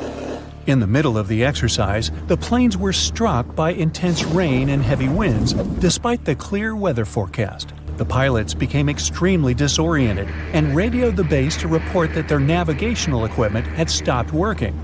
The last thing the base heard was, "When the first plane drops below 10 gallons, we'll all go down together," and then static. The 5 planes and their 14 crew members were never seen or heard from again. On his very first voyage to the New World in 1492, Christopher Columbus sailed through the Bermuda Triangle. Columbus reported that one night when he was on the deck of the ship, he noticed a giant light appear in the distance, unlike anything he had ever seen before. Columbus looked at his compass for direction, and it gave off erratic readings. You might have noticed that the Bermuda Triangle doesn't appear on any world map. This is because official institutions refuse to acknowledge that the area actually exists. A popular theory suggests that rogue waves are responsible for the many disappearances. Rogue waves are called extreme storm waves by scientists. They occur when different weather patterns take place at the same time and cause large unexpected waves. Witnesses say that the waves look like giant walls of water. These waves could explain why ships go down fast and without leaving any trace. The Bermuda Triangle is home to some pretty intense and unexpected weather. Storms build up quickly and unexpectedly, then disappear soon after. If you blink, you might miss it. This could explain why few distress signals are issued. Pilots and sailors never saw the weather coming. No one knows exactly how many ships and planes have disappeared in the Bermuda Triangle. The rough estimate is 50 ships and 20 planes. Most of the time, the disappearances had no explanation and no wreckage has ever been left behind. Another bizarre theory trying to solve the Bermuda Triangle mystery comes from Charlie Berlitz. He insists that the area is home to the lost city of Atlantis. The missing ships and planes and malfunctioning equipment, according to him, were all caused by rays of energy let out by the special energy crystals that power Atlantis. While this sounds silly, Berlitz's theory was convincing enough that over 20 million people bought his book worldwide. In the year 1800, a large sailing vessel called the USS Pickering departed from the U.S. on its way to the West Indies. The ship sailed into the Bermuda Triangle along with its 90-man crew and was never heard from again. The USS Pickering was the first ever confirmed ship to vanish in the Bermuda Triangle. It's believed that the ship was taken out by a storm, but because no wreckage was ever found, we'll never know for sure. When the TBF Avenger planes went missing, a massive search operation was conducted. Boats and planes searched the Bermuda Triangle for any signs of the aircraft. One of the boats searching was a PBM-5 Mariner airboat. The airboat took flight at 7:27 p.m. and called in a routine radio message 3 minutes later. Then, it was never heard from again. No trace was ever found of the rescue airboat or the 5 Avenger aircraft. An enormous investigation was launched into the disappearance of all these vehicles, but nothing was ever discovered. This particular area of the ocean is one of the most heavily traveled shipping routes in the world. Some skeptics believe that this fact solves the mystery. Statistically, the busier the area, the higher the frequency of accidents and disappearances. While this makes sense, it's not the frequency of disappearances that's responsible for the mystery of the Bermuda Triangle. It's the lack of explanation or wreckage found. On the ocean floor, decomposing organisms let off large concentrations of methane gas that gets trapped under the water. This gas can build up until, boom, it ruptures. The gas surges up to the surface and erupts. If a ship was in the area of one of these ruptures, the water would become much less dense and cause the ship to sink rapidly and without warning. Scientists believe this could be the cause of the many disappearances in the Bermuda Triangle. While this theory makes a lot of sense, it doesn't seem too likely. The U.S. Geological Survey has stated that no large releases of gas are believed to have occurred in this area for the past 15,000 years. The ocean floor is made of rocks containing a lot of magnetite. It's more like iron. Magnetic fields react to high concentrations of magnetite on the ocean floor, which may start a sort of conflict between the two. It can often lead to various weather anomalies and, as a result, navigation issues. And, naturally, any changes in the ocean floor or the Earth's magnetic fields influence the Bermuda Triangle a lot. Since the magnetic field is constantly moving, it might be also taking the Bermuda Triangle with it. Now that people know where the triangle is, it's easy to avoid it. It supposedly moves eastward together with the magnetic poles, but scientists still can't answer where exactly it will be in a couple of years. Some people blame all the disasters on the extraterrestrial paranormal activity. Others suppose it's all about raging natural phenomena. There's another triangle in Lake Michigan. Just like the one near Bermuda, the Michigan Triangle got its shady reputation for some disappearances. The first recorded one dates back to 1679. A large vessel, one of the largest of that time, set out on an expedition. Yet once it got in the sinister triangle, it never came back. Much later, an aircraft disappeared in this triangle. The skies are usually very clear there, but back in 1883, some people witnessed abnormal things in the area. Some claim to have seen large blocks of ice falling from the skies, and the crew even managed to save one as hard proof. Meanwhile, the Pacific Ocean Mystery Area is another sinister triangle. Off the south coast of Japan, not far away from Tokyo, there's a sea where plenty of ships met their doom, disappearing without a trace in these waters. They call it the Devil's Triangle. Some scientists believe the cause of anomalies is the environmental changes. Also, there's a really high concentration of methane hydrates on the bottom of the ocean in the Pacific Triangle area. You're deviating from your original course and sailing in the wrong direction. There's the Caribbean Sea near the triangle, peppered with small islands. The seafloor here isn't deep. The ship can get in shallow waters. And now the ship is stuck on a shoal, and you have no idea where you are. If this were the 21st century, the ship's captain would be able to reach the shore using GPS and other modern navigation. But the most interesting thing is that the compass would work correctly this time, since the magnetic North Pole hasn't already coincided with the true one for a long time in the territory of the Bermuda Triangle. The agonic line is somewhere far away from here. There are no problems with navigation now, but for some reason, this is where ships disappear. In fact, not just here. Throughout the Atlantic Ocean, there are places where many more ships were gone. The Bermuda Triangle is not even in the top 10 of such places. One of the main reasons why many ships are lost here is that one of the most popular shipping routes in the Atlantic passes through the Bermuda Triangle. And the more ships in one place, the more shipwrecks. Simple probability. Then, it just starts getting weird. Other theories say that there's a space-time rift in this region. Ships and planes fall into this rift and end up in the past or the future. But for some reason, there's not a single proof of this myth.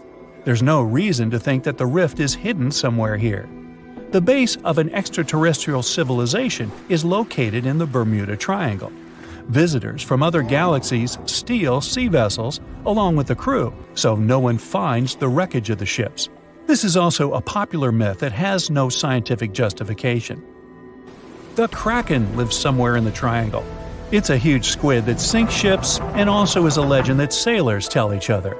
However, gigantic squids live in the depths of the ocean. They can grow to the size of half a train car, but no cases have ever been recorded where they sunk a large vessel. And in the area of the Bermuda Triangle, they have never ever been seen. People in the past didn't know about the existence of these creatures, so when they saw them for the first time, they described them as huge, terrible monsters. Giant squids are some of the most elusive creatures on Earth, and scientists had to use sonar equipment to find them. They don't like to leave the dark depths and are likely to be afraid of the sound of any ship. So, that should squash the squid as a suspect. Thick fog is rising over the ocean as the sun is slowly sinking towards the horizon. It's hard to see further away than a few dozen feet, but that's enough to notice a hulking, skeletal shape in the distance. As your ship approaches the figure, your heart beats faster, and then you make out the details of another vessel, abandoned by the looks of it. Ghost ships do exist, and their mysteries aren't always solved. Take MV Hoita, for example. It was a wooden vessel built in 1931 as a luxury yacht. It had served well to various people over 20 years before it was bought by a Samoan sailor and became a merchant ship. In 1955, though, Hoita's service came to an abrupt and mysterious end. On October 3rd, it set sail for another trading voyage that should have taken no more than 48 hours. Delays happen in the sea, so when Hoita didn't arrive on October 5th as scheduled, there was little worry yet. But then it failed to come on the following day too. There was no distress signal or any other sign of Hoita's presence anywhere between its departure and arrival points. A search and rescue party was dispatched to find the ship, and for 6 days, they were scouting the area of nearly 100,000 square miles. On October 12th, the mission returned to the base empty-handed. Hoita vanished without a trace. It was only a month later that another merchant ship, Tuvalu, noticed the missing vessel far away from its route, drifting in the open sea and listing heavily. The sailors boarded the ship and found that all of its crew and passengers, 25 people total, were missing, along with all the cargo the vessel had been carrying. The radio was tuned to the International Distress Channel, meaning that the crew had been trying to ask for help, but they couldn't reach anyone because the radio cable had been damaged, limiting the range to 2 miles. The lifeboats were missing as well, indicating that people on board must have left the ship. Unfortunately, they seem to have taken the logbook with them, leaving the rescue team clueless as to what had happened. Even today, the mystery of MV Hoita hasn't been solved yet. No one knows where the crew and passengers had gone and what had caused them to leave. SV Carol A. Deering wasn't a ghost ship in the usual sense of the word. There were no sightings of it in the open sea. Instead, it was found on the shore, but the circumstances of it running aground are a puzzle shrouded in mystery. Carol A. Deering was built in 1919 in Maine, and it was a large vessel made for commercial voyages. Unfortunately, despite its large cost of construction, it had only served for a year before its last trip. July 19, 1920. The ship was traveling from Puerto Rico to Rio de Janeiro via Newport News to deliver a cargo of coal.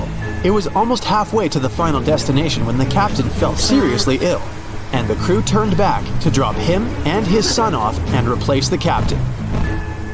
The voyage went without incident, but when it came to Barbados in December to resupply, there were strange moods among the crew. The first mate didn't seem to be happy with the new captain. No one paid much attention to it back then, when they probably should have. The last sighting of Carol A. Deering at sea was on January 28, 1921, when a lightship noticed it off the coast of North Carolina. There was some commotion on the quarterdeck of the ship, where the crew were normally not allowed. Then, another vessel sighted it, but there was already no one on the decks. On January 31st, the merchant ship was found hard aground in the Diamond Shoals, a site notorious for numerous shipwrecks that had been occupying there for centuries. When the search and rescue party boarded the ship, they found it abandoned, the log and personal belongings of the crew gone, along with the 2 lifeboats. there is still no answer to what happened on board of Carol A. Deering that January. Although, the most popular version was mutiny. Maybe we'll never find out the truth though. SS Bechimo is perhaps one of the most notable ghost ships in history.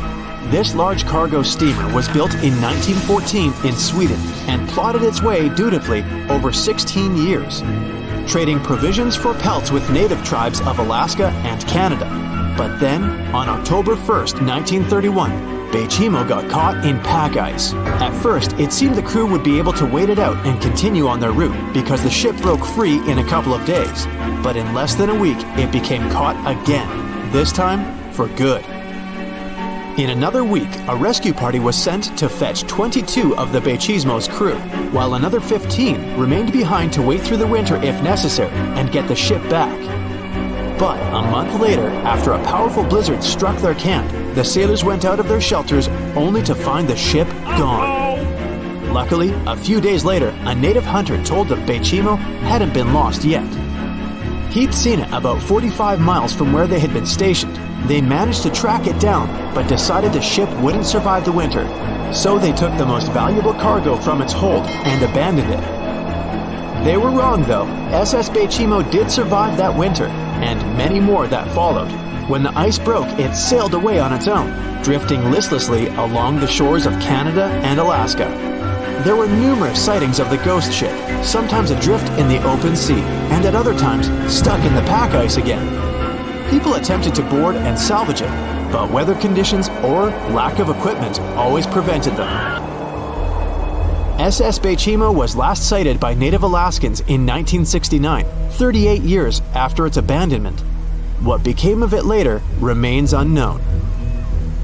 The story of SS Orang Medan is one of the most puzzling and harrowing ghost ship stories of the 20th century. No one even knows for sure if the ship even existed in the first place. It wasn't recorded in Lloyd's Shipping, the International Register of Ships, which makes it either a tall tale or a vessel that avoided being officially recognized for some shady reasons. In any case, the accounts as to what happened to the Medan vary.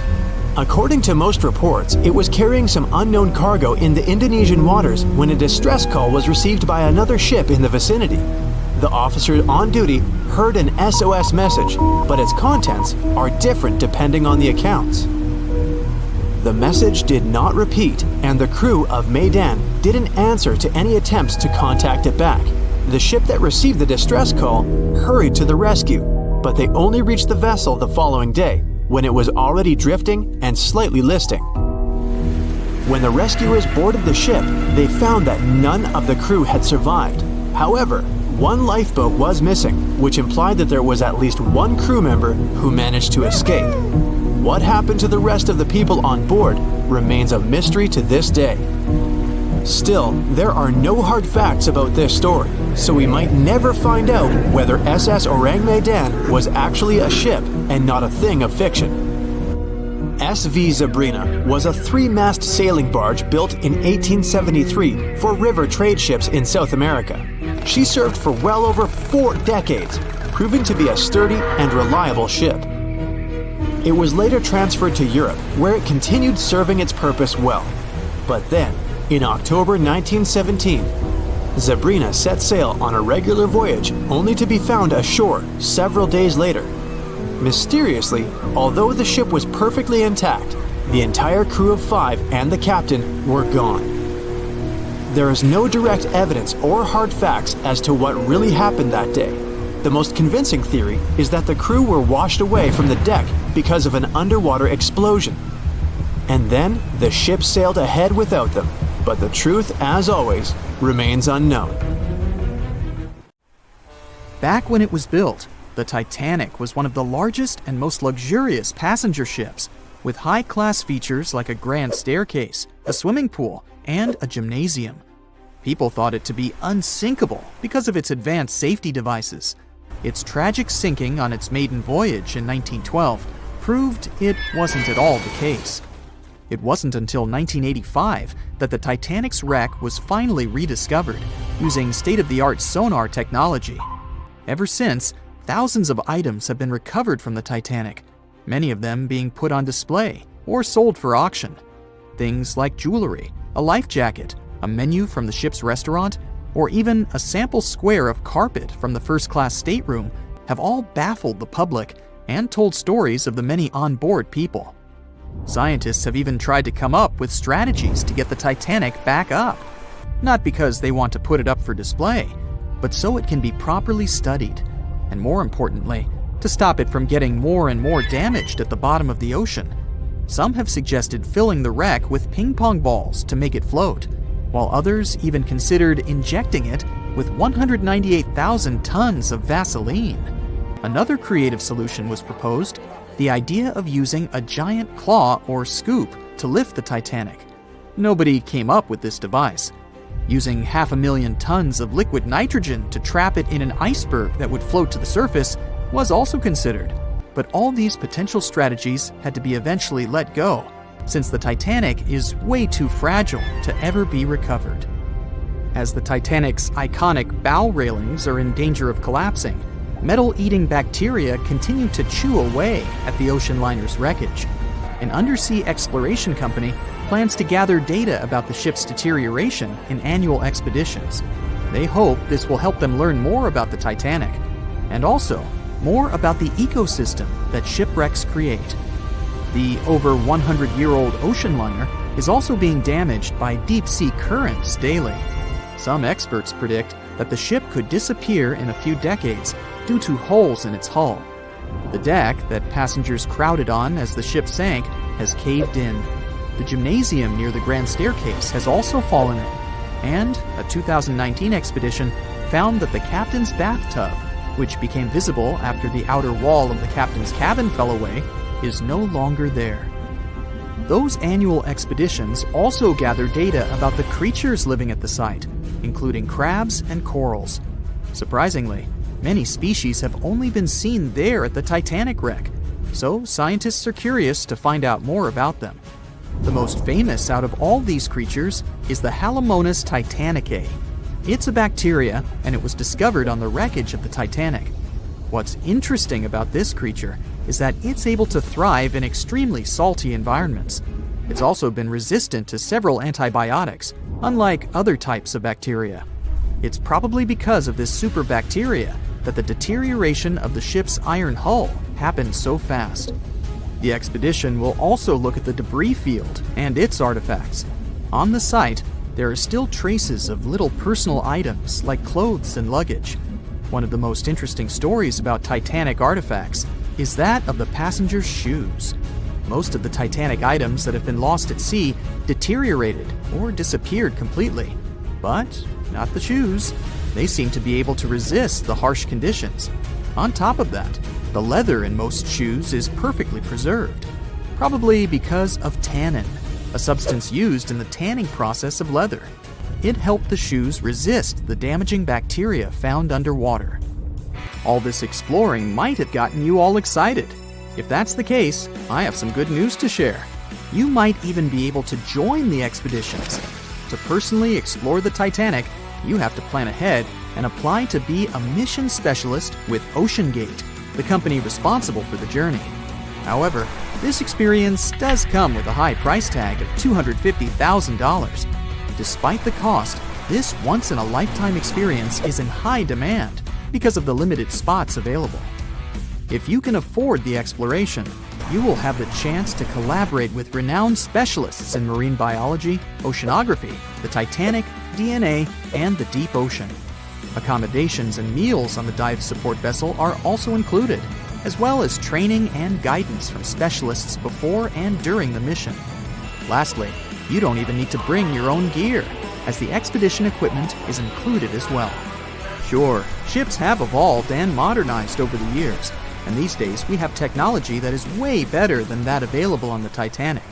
But this ship remains an amazing piece of history because of its many unusual features, like the fact that the Titanic's whistle was loud enough to be heard over 11 miles away, or the fact that the ship's hull was painted with a special mixture of red lead and linseed oil, which was believed to be effective in preventing the growth of seaweed and other marine organisms. However, despite popular belief, the ship's iconic fourth smokestack was not functional. and was only used for ventilation and aesthetics. Probably one of its biggest flaws was its number of lifeboats. Despite its size and luxury, the Titanic only had 20 lifeboats on board, which were not enough to save all of its passengers and crew once it hit the iceberg. The Titanic may be the most famous shipwreck, but it's not the only one. The fleet of Kublai Khan tells a similar story. This one was a large naval force commissioned by the Mongol ruler Kublai Khan in the 13th century. The fleet was intended to travel to Japan and establish the Mongols as powerful rulers in the region. However, in 1281, the fleet was supposedly caught in bad weather and was seriously damaged, with many ships being destroyed. Legend has it that the fleet was torn down by a massive typhoon that came to be known as the kamikaze, or divine wind. This strong storm was believed to have been sent by the higher spirits to protect Japan from the Mongols. The truth about its disappearance remains a mystery to this day. However, the wreckage of the fleet, or parts of it, appears to have been discovered in the 1980s by Asian archaeologists. They dug across the site and studied the remains of the ships at a location near Imari Bay. The shipwreck is, to this day, considered to be an important archaeological discovery. That's because it informed us how well prepared the Mongols were back in the day in terms of their ships. Another tragic story is that of the RMS Empress of Ireland. This was a British passenger ship that operated until May of 1914. This is when the ship was sailing from Quebec City to Liverpool, but it ran into the Norwegian collier SS Storstad in the fog off the coast of Rimouski, Quebec. The collision caused a large hole in the side of the Empress of Ireland, and the ship began to quickly take on water and sink. The crew and passengers were caught off guard, and many were unable to evacuate in time. In total, 1,012 people were lost in the disaster, making it one of the worst maritime collisions in Canadian history. Rescue efforts were hampered by poor visibility and the fact that many of the lifeboats were damaged or unusable.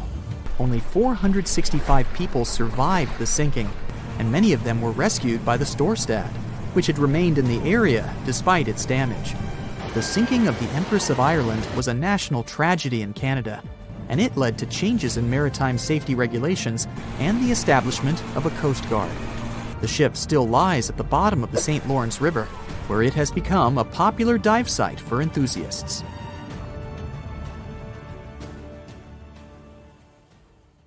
It has recently become a popular location for many tourists looking for the perfect place to get away from it all. If you're lucky enough to catch a sunny day here, it's like no other, I can assure you. Chances are, you'll end up having loads of foggy days, but let's be honest, they have a special allure of their own. This enchanting smile-shaped island is called Sable Island. It's located 190 miles from mainland Nova Scotia. It wasn't accessible to the general public until 2013. That's when it was added to the list of National Parks of Canada. You can get here either by plane or by water. But what's so enchanting about this place anyway? There must be something since the yearly tourist count is growing every year. Firstly, there's a spectacular number of wild horses here. There are between 200 and 500 horses roaming free all over the island. There's also a large population of gray seals. The place is also the only breeding location of a rare bird species called the Ipswich sparrow. If you're already considering a trip here, there are some things you need to know first. Remember that fog I mentioned earlier? Well, it turns out that Sable Island is the foggiest place in the Canadian Maritimes. I'm talking about approximately 127 foggy days each year. During such days, Sable Island literally disappears underneath a thick layer of fog. You won't be able to explore the place on your own either. The local regulations state that visitors need to travel within a group, and they also need to keep a 197-foot distance from the wildlife they can encounter here. As charming as this place may be, it holds a dark secret hidden beneath the sandy dunes, and it has nothing to do with beautiful creatures living here or the island's unique vegetation. Apart from being known from its horses and seals, Sable Island is infamous for an overwhelming number of shipwrecks. Over the years, about 350 ships have ended their lives here, on these sandbars. When survivors described their experiences, they usually mentioned harsh weather conditions near this mysterious island. The island also made its way into literature when it was described in a book called The Perfect Storm, which was written by Sebastian Junger and published in 1997. The book was so successful that it was later adapted for the big screen in 2000, with George Clooney playing the leading role. The first recorded shipwreck near Sable Island dates back to 1583. The boat was named the HMS Delight and was under the command of British adventurer and explorer Sir Humphrey Gilbert. Only 17 people managed to survive the catastrophe by escaping in a small boat. Records mention that they spent 7 days at sea before reaching the shores of Newfoundland. In 1884, another vessel named the Nicosia struggled in the thick fog as well.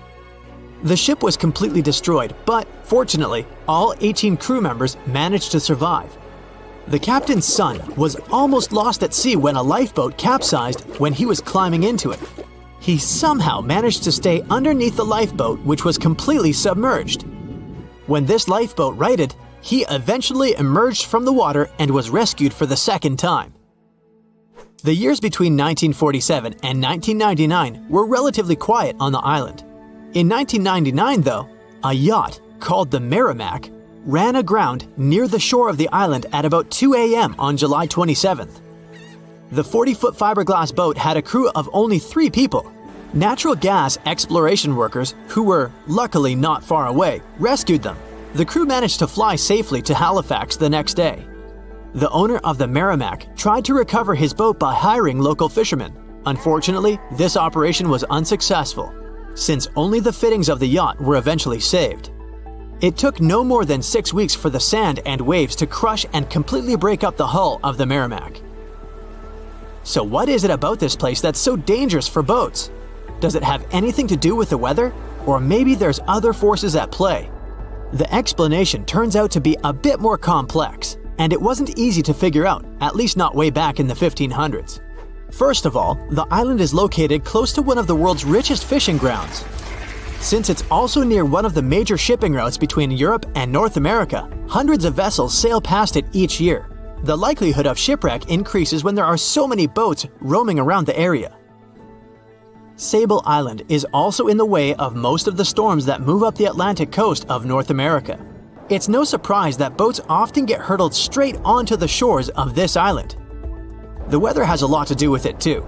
During the summer season, the warm air from the Gulf Stream creates a dense fog as it merges with the cool air by the Labrador Current that passes by the island. Other currents don't help the matter. Sable Island is next to the meeting point of 3 major ocean currents: the Gulf Stream, the Labrador Current, and the Belle Isle Current. Since the 1950s, radars and other modern navigation tools have been used on commercial vessels as well. Up until then, the sextant was the main instrument used to figure out a ship's location.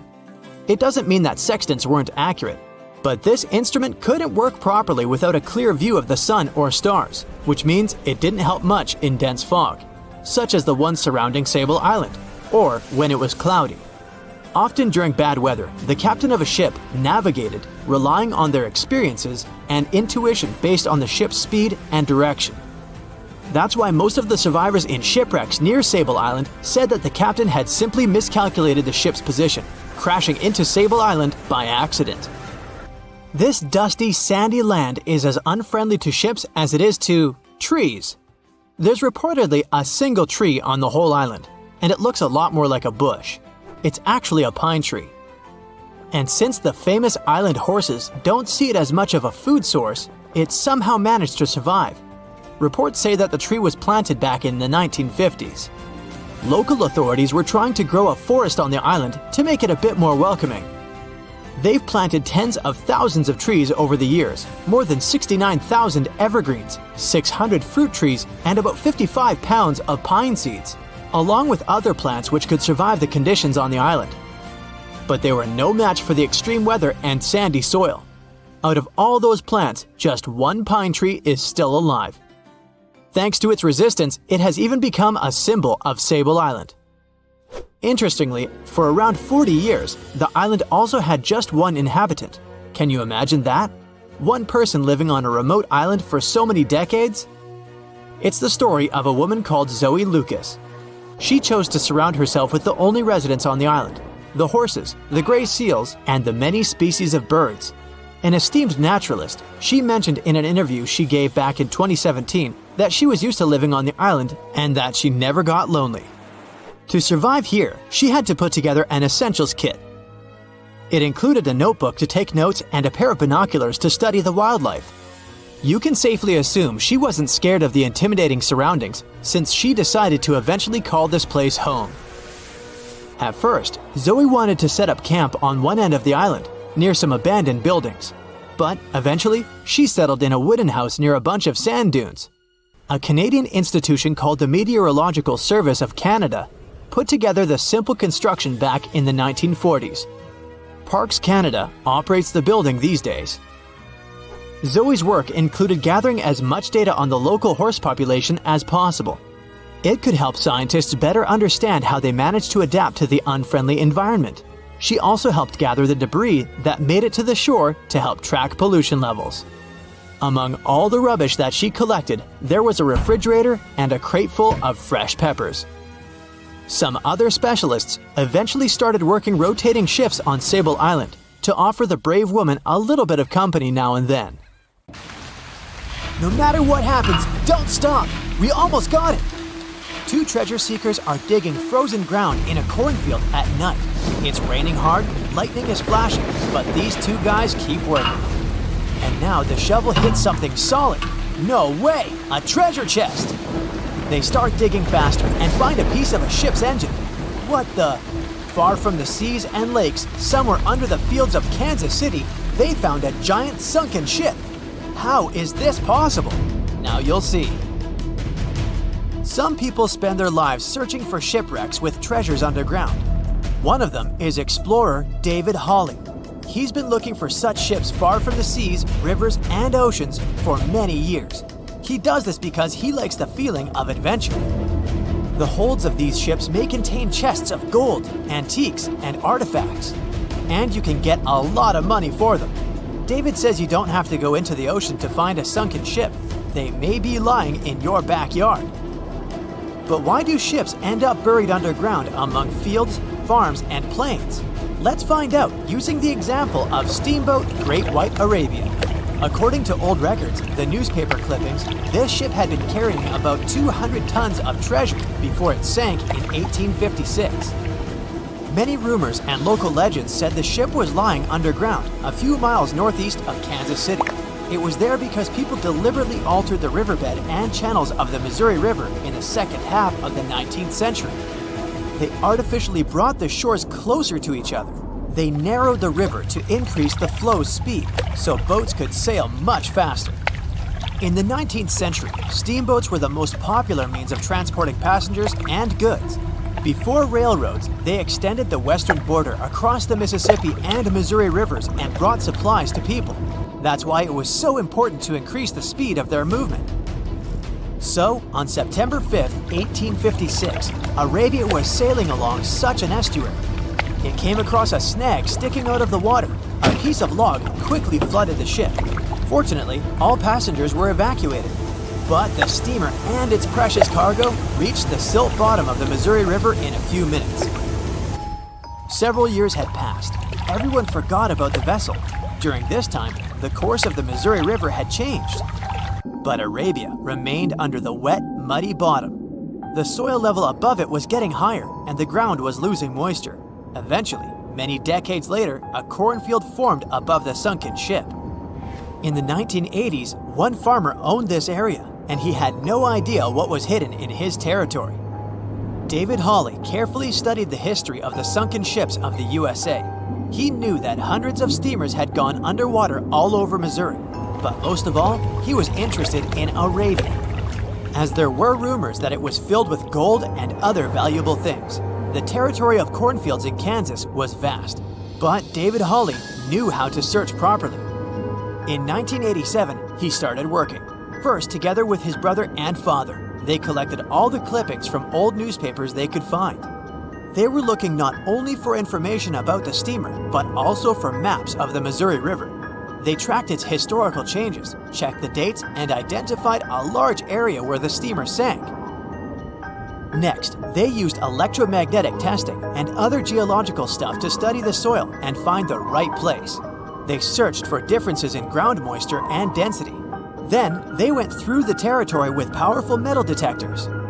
And so, by the fall of 1988, they had determined the location of the steamer. Arabia was the size of a football field.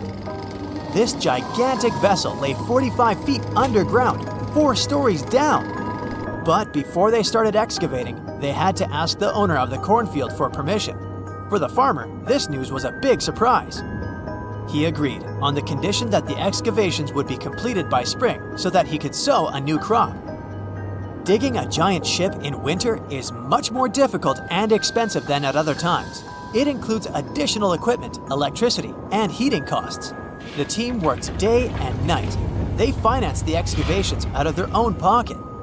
Each invested more than $10,000 and took out a bank loan. Finally, they noticed the first details of the ship. The shovels hit the huge engine boilers and the deck. The goal had been achieved. Most of the cargo lying inside the sunken ships is covered with rust, shells, mud, and is badly damaged. The contents of Arabia were in excellent condition, considering that the ship had sunk 130 years prior. Unfortunately, they didn't find the chests of gold. Still, they got several tons of other valuable cargo, household items of people who lived in the middle of the 19th century. It was a time capsule. The ship was carrying supplies for hundreds and thousands of people, and all these things were perfectly preserved. For example, they could clearly see the brand stamp Goodyear Rubber Company on one rubber shoe. The longer the excavations continued, the more things David and his team found. In the barrels, they found plates from the 19th century. They were intact and usable. Also, there were clean clothes, thousands of pairs of shoes, harpoons, frying pans, and umbrellas. The ship was carrying cargo to supply about 16 small towns. Yes, it's not gold, but such artifacts are also precious. The contents of the ship could be worth millions. However, the crew wasn't going to sell these things. They made a museum on the site of a former fruit market in Kansas City. If you go there, you will immediately feel like you're in a department store of the 19th century. There are thousands of items in good condition. Even the matches here are dry enough to light up. It took David many years to present the entire collection from the steamship. He values each of the items and doesn't want to sell them. Anyone can come here, pay for a ticket, and find themselves in the past. Who knows, maybe there's an old ship hidden in your backyard too. Geologists found an older vessel in the hot desert of Namibia in 2008. This ship sailed back in the days when pirates scared sailors on the seas, and now it's inside a dried-up lagoon. The ship sailed from Lisbon in 1533 and disappeared with the crew near a small diamond mining town. After almost 500 years, the hull had been badly damaged. Only the carcass of the ship remained, but the treasure hidden inside the vessel stayed intact. They carefully studied the boat for a long time, trying not to ruin anything. And then, 5 days later, they found a big old chest in the hold. Carefully opening it, they found gold coins there. Thus, the cost of the ship was estimated at about $10 million. The exact cause of the shipwreck is unknown, but experts believe the ship was destroyed by heavy cargo and bad weather. It went to the bottom of a lagoon that later became a desert. Some find an airplane in their backyard, others discover a ship, and one man found a passage to an ancient secret city in his house. This happened in Turkey in 1963. The owners of the building decided to make repairs. He went to his basement and knocked down the wall to turn this place into a living room. And so, behind one wall, he found a tunnel leading underground. The man thought it was some kind of a secret chamber. He went down there and realized it was something much more than that. It was an ancient city 18 floors deep. People built it in the years 780 to 1180 as a refuge from weather disasters and the invasion of enemies. This place also includes many underground tunnels that stretch for several miles in different directions. People could get to the town from different points using secret passages leading to these roads. The city can accommodate about 20,000 residents, livestock, and tons of food supplies. Archaeologists have also found a chapel, schools, stables, and public kitchens there. Our planet has 5 oceans: the Pacific, Atlantic, Indian, Southern, and Arctic, not counting Billy Ocean. But it seems there's a 6th one out there too. It's just that you can't see it. Scientists have found evidence of large amounts of water hidden in the transition zone. That's the boundary layer that separates the upper and lower mantle of our planet. That boundary goes hundreds of miles deep down below the surface. Natural diamonds usually form in the mantle, but at depths of up to 155 miles. Some of them are very rare. They may come from deeper depths. That was the case with this fascinating diamond that formed 410 miles below the surface. The gem was big enough for scientists to study it and determine what it was made of. They were surprised when the composition of this very rare diamond showed that it was formed in pretty watery conditions. Because of that, such a diamond wouldn't be worth much in jewelry stores, but it was priceless in the lab. So, could this mean there's an ocean under the surface of our planet? It would definitely get us closer to the idea Jules Verne had about this whole magical secret world inside Earth, including the ocean. But that's not exactly the case. The water is there, true, but it's not like you can enjoy the view watching waves splashing around like on the surface of our planet. The water is actually stored within the minerals. That's why this area is so wet. Let's now move to Africa to keep up with the story, or to be more specific, to a spot called the Afar region. It's part of Ethiopia and a place where 3 tectonic plates meet. Tectonic plates are large pieces of our planet's crust that slowly move. These movements cause earthquakes and produce volcanoes, mountains, deep underwater valleys we call trenches, and so on. And the Afar Valley is where the Arabian, Somali, and Nubian plates meet. Together, they form an intersection in the shape of a Y. Why? Let me tell you. These plates are moving all the time. The Somali plate is moving southeast toward the Australian and Indian plates. The Arabian plate is moving north, getting closer to the Eurasian plate. At some point, it will close the Persian Gulf. This movement of plates has created something we call the Great Rift Valley, considering there are, all these cool rifts. The Aden Ridge to the east, the Red Sea Rift to the west, the Oculus Rift and the East African Rift to the south. But the East African Rift is something we want to focus on, because this one could be the key to this potential 6th ocean, but this time on the surface. A continental rift is a spot where 2 tectonic plates that form a single continent start to separate. Here it's the Somali and Nubian plates. Together, they're parts that make up Africa. If they keep moving in separate directions, this currently continental rift may become what we call an oceanic spreading ridge.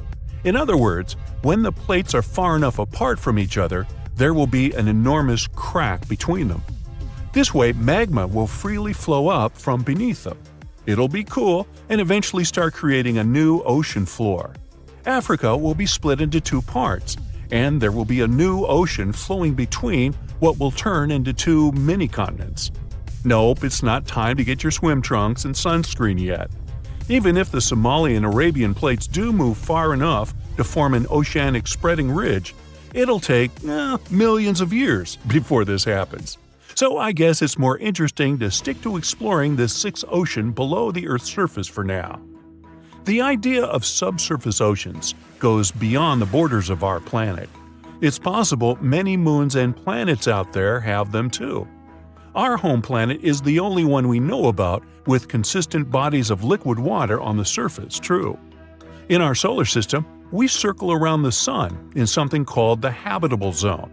The temperature and atmospheric pressure within this zone allow water to remain in liquid form all the time. But a couple of moons in our solar system could also contain significant amounts of water under their surface. Enceladus, one of Saturn's moons, is the first one. Enceladus is a small frozen ball 7 times smaller in diameter than our moon, but it's the 6th biggest moon of Saturn. Nearly a decade ago, a spacecraft found evidence that there was a large ocean under its surface. It found and sampled water from the eruptions that resembled geysers. A geyser is a rare type of hot spring that erupts and sends jets of steam and water into the air.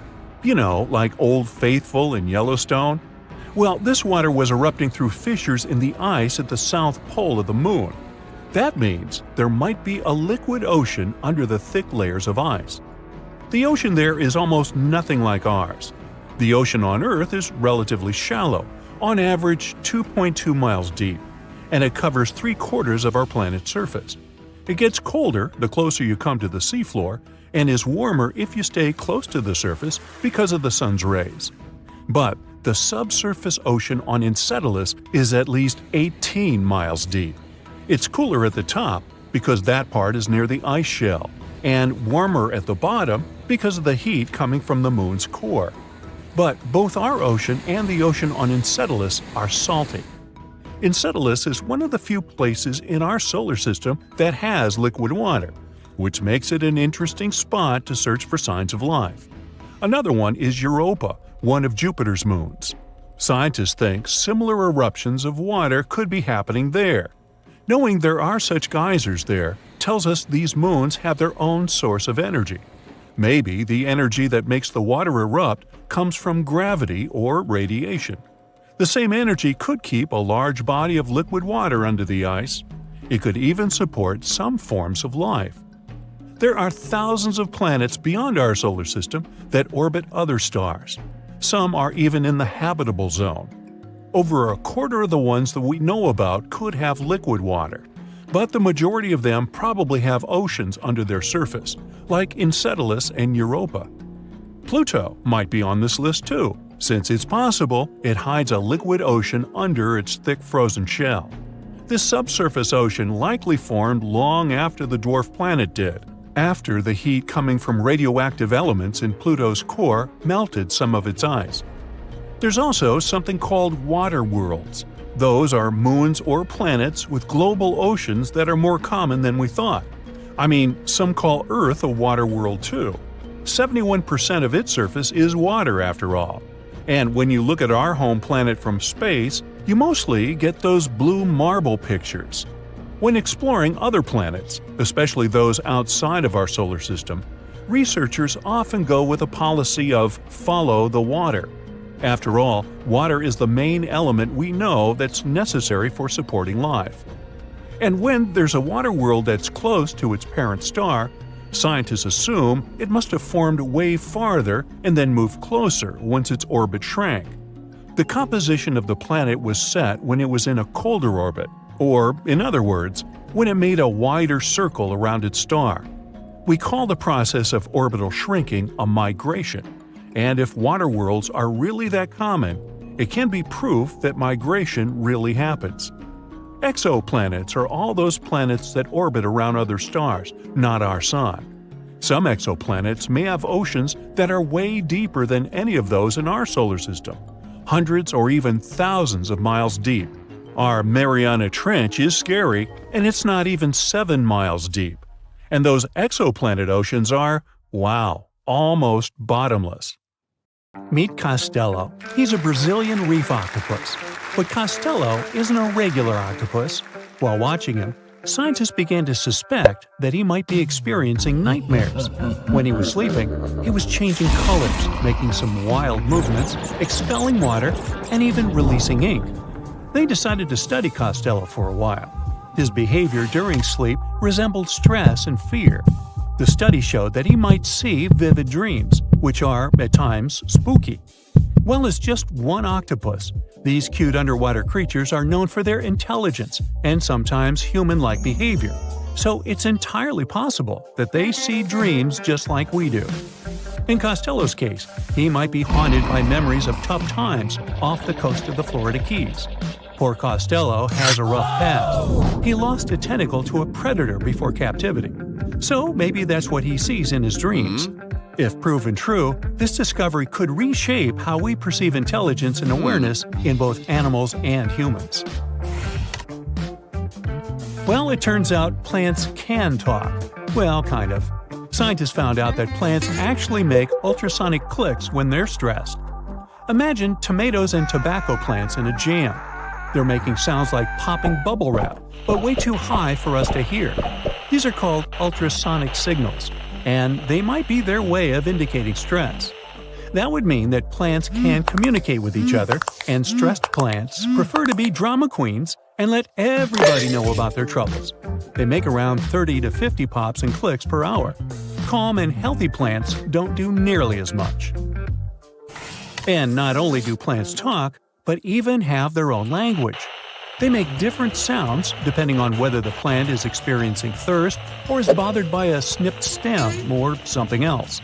Moreover, some of them are so dramatic that they start ringing alarms even before they show signs of dehydration, when they know they're getting close to it. Scientists aren't sure why they do that, though. They believe that it might involve cavitation, a term that means air bubbles dancing in the plant's plumbing. Plants that sing these symphonies include corn, wheat, grapes, and even cacti. That is quite a big discovery in agriculture. We could use it to check if our crops are thirsty and stuff like that. So now we'll be eavesdropping on plants and deciphering their secret language. Okay, time for some universal news. Recent studies are shaking up what we thought we knew about the universe's age. Our findings during the last decades showed that the universe must be around 13.7 billion years old. However, a new study shows that it might be almost twice as old, up to 26.7 billion years. Keep in mind that it's not proven, so for now, the official number stays the same. Scientists were using the time since the Big Bang and studying ancient stars to measure the universe's age. But some stars were playing hard to get, looking older than the universe itself. For example, the ancient star Methuselah, which is estimated to be around 14 billion years old, which would be older than our universe. Also, the James Webb Space Telescope caught galaxies looking super mature just a few hundred million years after the Big Bang. All this poses some hard puzzles for astronomers. But this new hypothesis combines the expanding universe theory with something called the tired light theory. It suggests that light loses energy as it zips across cosmic distances.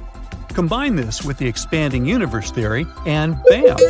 As the universe expands, the light loses energy, so we simply can't see all the super ancient stars that are very far away from us, which is why we could make a mistake in calculating our universe's age. The new model also pushes back when galaxies started forming. It suggests that those early galaxies spotted by the Webb telescope took way longer to form than we originally thought. This study is a serious shakeup in the scientific community. If we made such a huge mistake in calculations, we'd have to rethink the very fundamental astrophysics principles. That would be a giant leap, and we'd have to make a huge makeover of almost everything. Which is why we need to be very cautious about it. So while scientists test this new theory, we just have to wait for the results. Now, these aren't the only space news. The new AI technology is already being actively used for scientific research. This time, AI is helping us to look for signs of extraterrestrial life. Researchers in SETI created machine learning algorithms that would help us sift through the cosmic noise faster and more efficiently. When you point a radio telescope at the stars, it's like turning into a celestial radio station that's full of different signals. We catch everything from pulsars to radio galaxies and earthly interference. Obviously, it would be pretty hard to identify a potential signal from extraterrestrials in all this mess. For over 60 years, scientists had to do all this manually. It was a daunting task to scan the skies and explore countless stars and radio frequencies. But now, AI came to help. The algorithms are trained to recognize and distinguish known interference patterns, like those from mobile phones and electronic devices amidst the cosmic data. They spot anything deviating from known patterns, the potential needle in the haystack. And we've already had some breakthroughs here. The astronomers caught 8 signals that didn't fit known patterns. While not confirmed as extraterrestrial life, They show that there's a great potential for future research. Going back to animals, this time we're visiting prehistoric Earth. Imagine turtles so massive they make today's turtles look like tiny toys. Recently, scientists stumbled upon the fossilized remains of one of these giants. It's a sea-dwelling titan that cruised the European waters about 80 to 70 million years ago. The discovery was accidental. A hiker in northern Spain stumbled upon fragments of this creature near the Pyrenees Mountains. This turtle was roughly the size of a rhino, around 30 feet in length. Just to give you an idea, this creature would be about the size of an average car. It shows that extreme sizes were more common before an extinction event. The turtles we know now, of smaller, still substantial sizes, dominated afterward. But the ancient oceans were filled with giant turtles munching on mollusks and jellyfish. This discovery also challenges the idea that gigantic turtles were exclusive to North America. The existence of this turtle proves that these colossal reptiles were hanging out in European waters too. So this might be just the tip of an iceberg, and you'll want to steer around that one too. And finally, NASA's James Webb Space Telescope has made a great discovery. It detected a crucial carbon compound in space. It's called methylcation, and this tiny molecule, even if it might seem insignificant, could help us unlock the secrets of interstellar organic chemistry. Carbon is incredibly important.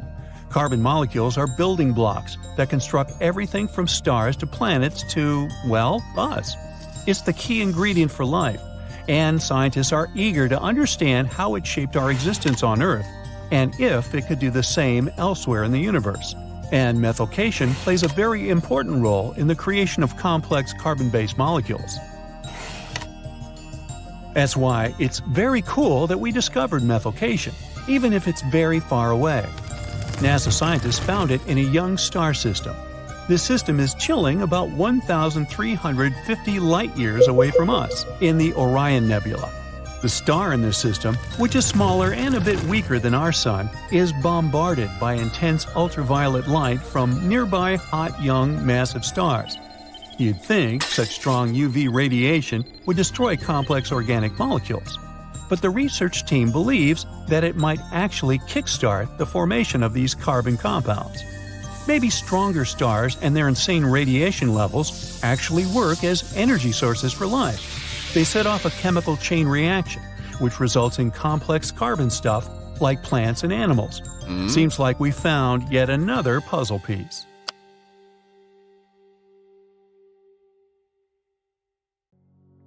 When diving into the icy depths of the Pacific Ocean, 13,000 feet down, something strange happens. The oxygen levels suddenly spike. It doesn't make sense since we're surrounded by this terrifying darkness. That's when researchers figured out they were dealing with something totally new: dark oxygen.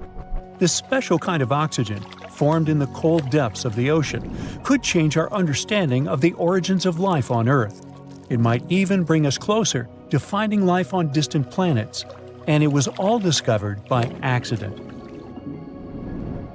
Our adventure begins in the Clarion-Clipperton Zone, a vast area in Pacific waters that is larger than Mexico.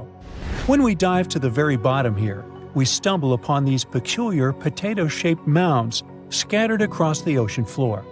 These are officially called polymetallic modules. They might not look like much, but these little mounds are like hidden treasure chests. Over millions of years, metals dissolved in seawater slowly collect around tiny bits of shell or debris, forming these nodules. Inside them, you'll find valuable metals like manganese, nickel, copper, and cobalt. These elements are crucial for making batteries, like the ones that power your cell phone and electric vehicles. That's why the Clarion-Clipperton Zone has become a hotspot for deep-sea mining. Today, 16 deep-sea mining contractors have permission to explore around 20% of its seafloor. This rush to the depths has made researchers curious to find out what's down there. So they've used some advanced machines to collect sediment from the sea bottom, and then things got strange. The instruments started showing something impossible: massive amounts of oxygen produced on the seafloor. in complete total darkness. Now wait, that is not supposed to happen. You see, the deeper you go into the ocean, the less oxygen you find in the water. By the time you're about 3,000 feet down, there is barely any left.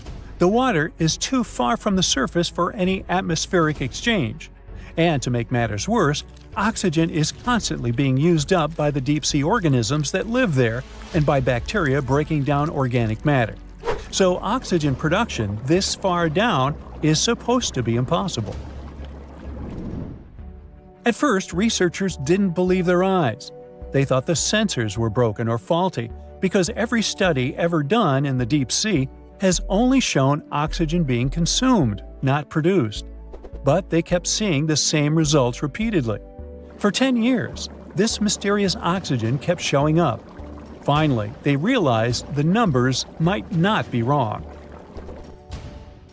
Turns out those metal nodules could be producing oxygen, working like batteries. When you drop a battery into seawater, you would see bubbles and hear fizzing because the electric current splits seawater into oxygen and hydrogen in a process known as electrolysis. So, the researchers' theory was that these nodules were doing the same thing, but in their natural state. And they were right. The nodules were, in fact, electrically charged, carrying about 0.95 volts. That's not enough to split seawater into hydrogen and oxygen. We would need about 1.5 volts for that, the power of a AA battery. But when these nodules cluster together, much higher voltages can be observed, enough to trigger the reaction and produce oxygen. So, in a way, these nodules were generating electric currents strong enough to split molecules of seawater and produce oxygen, even in the complete absence of light. This discovery is fascinating because it completely flips our understanding of how oxygen can be produced. Up until now, we have always thought oxygen was produced by photosynthesis. You know, that process where plants and algae convert sunlight into energy and release oxygen. But in this pitch-black deep-sea environment, oxygen was being produced purely through electrolysis. No sunlight was needed. That's why people started calling it dark oxygen. This finding makes us rethink how life might have started on Earth more than 3 billion years ago. Think about it. Plants need oxygen to survive, but they're the ones that produce oxygen. So where did the first oxygen come from? This complex issue sounds a bit like a chicken and egg situation, but it might have an answer now that we know oxygen can be made in ways that don't need sunlight or photosynthesis. It's possible there was another mysterious source of oxygen back then, which could have allowed oxygen-breathing life forms to exist even before photosynthesis became a thing. The dark oxygen doesn't just change our understanding of Earth's past. It also opens up new possibilities for life elsewhere in the universe. If this process is happening here on Earth, it might also be happening on other planets or moons. Take Saturn's moon Enceladus or Jupiter's moon Europa, for example. Both appear to have salty liquid oceans hidden beneath thick layers of ice. Could dark oxygen be creating oxygen-rich environments in these oceans too? The implications go beyond our solar system. This discovery makes us rethink how we define potential habitats for life. As we explore exoplanets orbiting distant stars, understanding dark oxygen production could help us identify places where life might exist under conditions completely different from those on Earth. Instead of only looking for planets with sunlight, scientists might need to search for signs of chemical reactions that could support life even in complete darkness. This is all exciting news, but let's not forget how our story started, with deep-sea mining. This is how this process usually works. Companies send down a remote-controlled underwater vehicle, like a tractor, to crawl along the ocean floor. This vehicle picks up the metallic nodules and sediment and pulls them through a pipe up to a ship on the surface. Once they have the nodules, the crew sends the leftover sediment back into the ocean at mid-depth. The sediment eventually settles back down to the ocean floor. So is deep-sea mining good or bad? It's hard to say. On one hand, we found a massive and exciting deposits of metals that are essential for creating new, clean technologies like solar panels and electric vehicles. With the demand for these critical materials skyrocketing, and it could grow by up to 600% in the coming decades, deep-sea mining could be a game-changer. Some studies even argue that this activity might be less harmful than traditional mining. Since it happens far out at sea, it might help us avoid destroying forests or polluting water supplies. Plus, because it's so hard to reach these minerals, it might be easier to monitor this activity, keeping things under control and regulating the process. On the other hand, there is this current fear that looking for valuable minerals in the ocean could disrupt the dark oxygen process. Those metal-rich nodules aren't just sitting there doing nothing. I mean, they're actively participating in the chemical processes that shape our planet. So they could be playing a key role in everything, from nutrient cycles to the formation of new life. Scientists believe that mining could eventually damage marine life and seabed habitats that depend on dark oxygen. Despite its remote location and extreme conditions, the Clarion-Clipperton Zone is home to a surprisingly diverse and mysterious range of deep-sea creatures, from ghostly white sea anemones and deep purple sea cucumbers to tiny marine isopods, the distant cousins of the pillbug. But we know little about what's down there. It's believed that 90% of the creatures that live in the deep waters of the Clarion-Clipperton Zone are unknown to science. I mean, we do know about their existence, but they don't have an official name and the species can't be identified. Since the eerie creatures that live in pitch-black depths are still pretty much a mystery, it's hard to say if they or their environment would be really at risk if deep-sea mining continues at full speed. What experts do know is that we need more studies, more data, and more understanding. Imagine you're a movie director looking for beautiful landscapes to shoot a movie. You walk along the picturesque Paraná River and find a perfectly round island in its delta. It's slightly larger than a soccer field. You come back a few days later and see that the island has changed its position. It's moved a little to the side and spun around its axis. This is what happened to Argentinian director Sergio Newspiller in 2016. He discovered an island that constantly moves around its axis. He called it the Eye. If you look at it from a bird's eye view, you'll see that it's similar to a slowly moving eye. It's like nature itself is looking at you. The doctor forgot about his initial movie idea and decided to make a documentary about this island. You can find the Eye in the northeastern part of Argentina, or you can open Google Maps and type El Hoyo to see it. No one had known much about this place before the director found it. Perhaps there are many such moving islands on the planet. If you look at satellite images of this area, you can see other similar pieces of land inside lakes, but they're not so round and don't rotate. Surprisingly, scientists haven't yet solved the secret of the bizarre island. The most popular theory says that underground wells create strong water flows and change the current that pushes the island from side to side. When the Eye collides with the ground, it bounces off like a ball, causing parts of its muddy shores to break off. But not everyone looks for a scientific explanation for this natural phenomenon. Some locals believe that the island is part of some kind of technology created by space civilizations. Ooh. Our next stop is the smallest island in the world. No one can even step on it because of its size. So, here's Vancouver Island in the Canadian province of British Columbia. Fairy Lake is located here. Look at the water. You may not notice the island at first. Technically, it's not even an island. It's just a piece of log sticking out of the water. This log is covered with moss and grass. But the most incredible thing is that a tiny Douglas fir grows on this piece of wood. The photo of this tree has won many awards and became famous worldwide. It shows how desperately nature can strive for survival. Every day, many tourists sail around this island and get inspiration from it. The next island looks ominous and lifeless. It's the perfect place to build a hut and write horror novels using an old typewriter. The place is called Ball's Pyramid. It's located in the waters of Australia in the Tasman Sea. You can see this colossal fin sticking out of the water from afar. This is a sharp stone ridge with a height of 1,800 feet, almost twice the size of the Eiffel Tower, in the center of an uninhabited volcanic island. It's dangerous to approach the place and step ashore because of its slippery stone surface. Scientists come here with special equipment and probably some good boots with traction. The purpose of their visits is a mystery that lies in the heart of the ridge. It was first discovered in 1788. The navigators who found it considered the island lifeless, and so it was believed for more than 200 years. But then, in 2001, people decided to examine the place again. A group of scientists arrived there and found one of the rarest insects in the world. At the height of more than 100 feet, a small bush grew. A colony of land lobsters, also called walking sausages, was hiding there.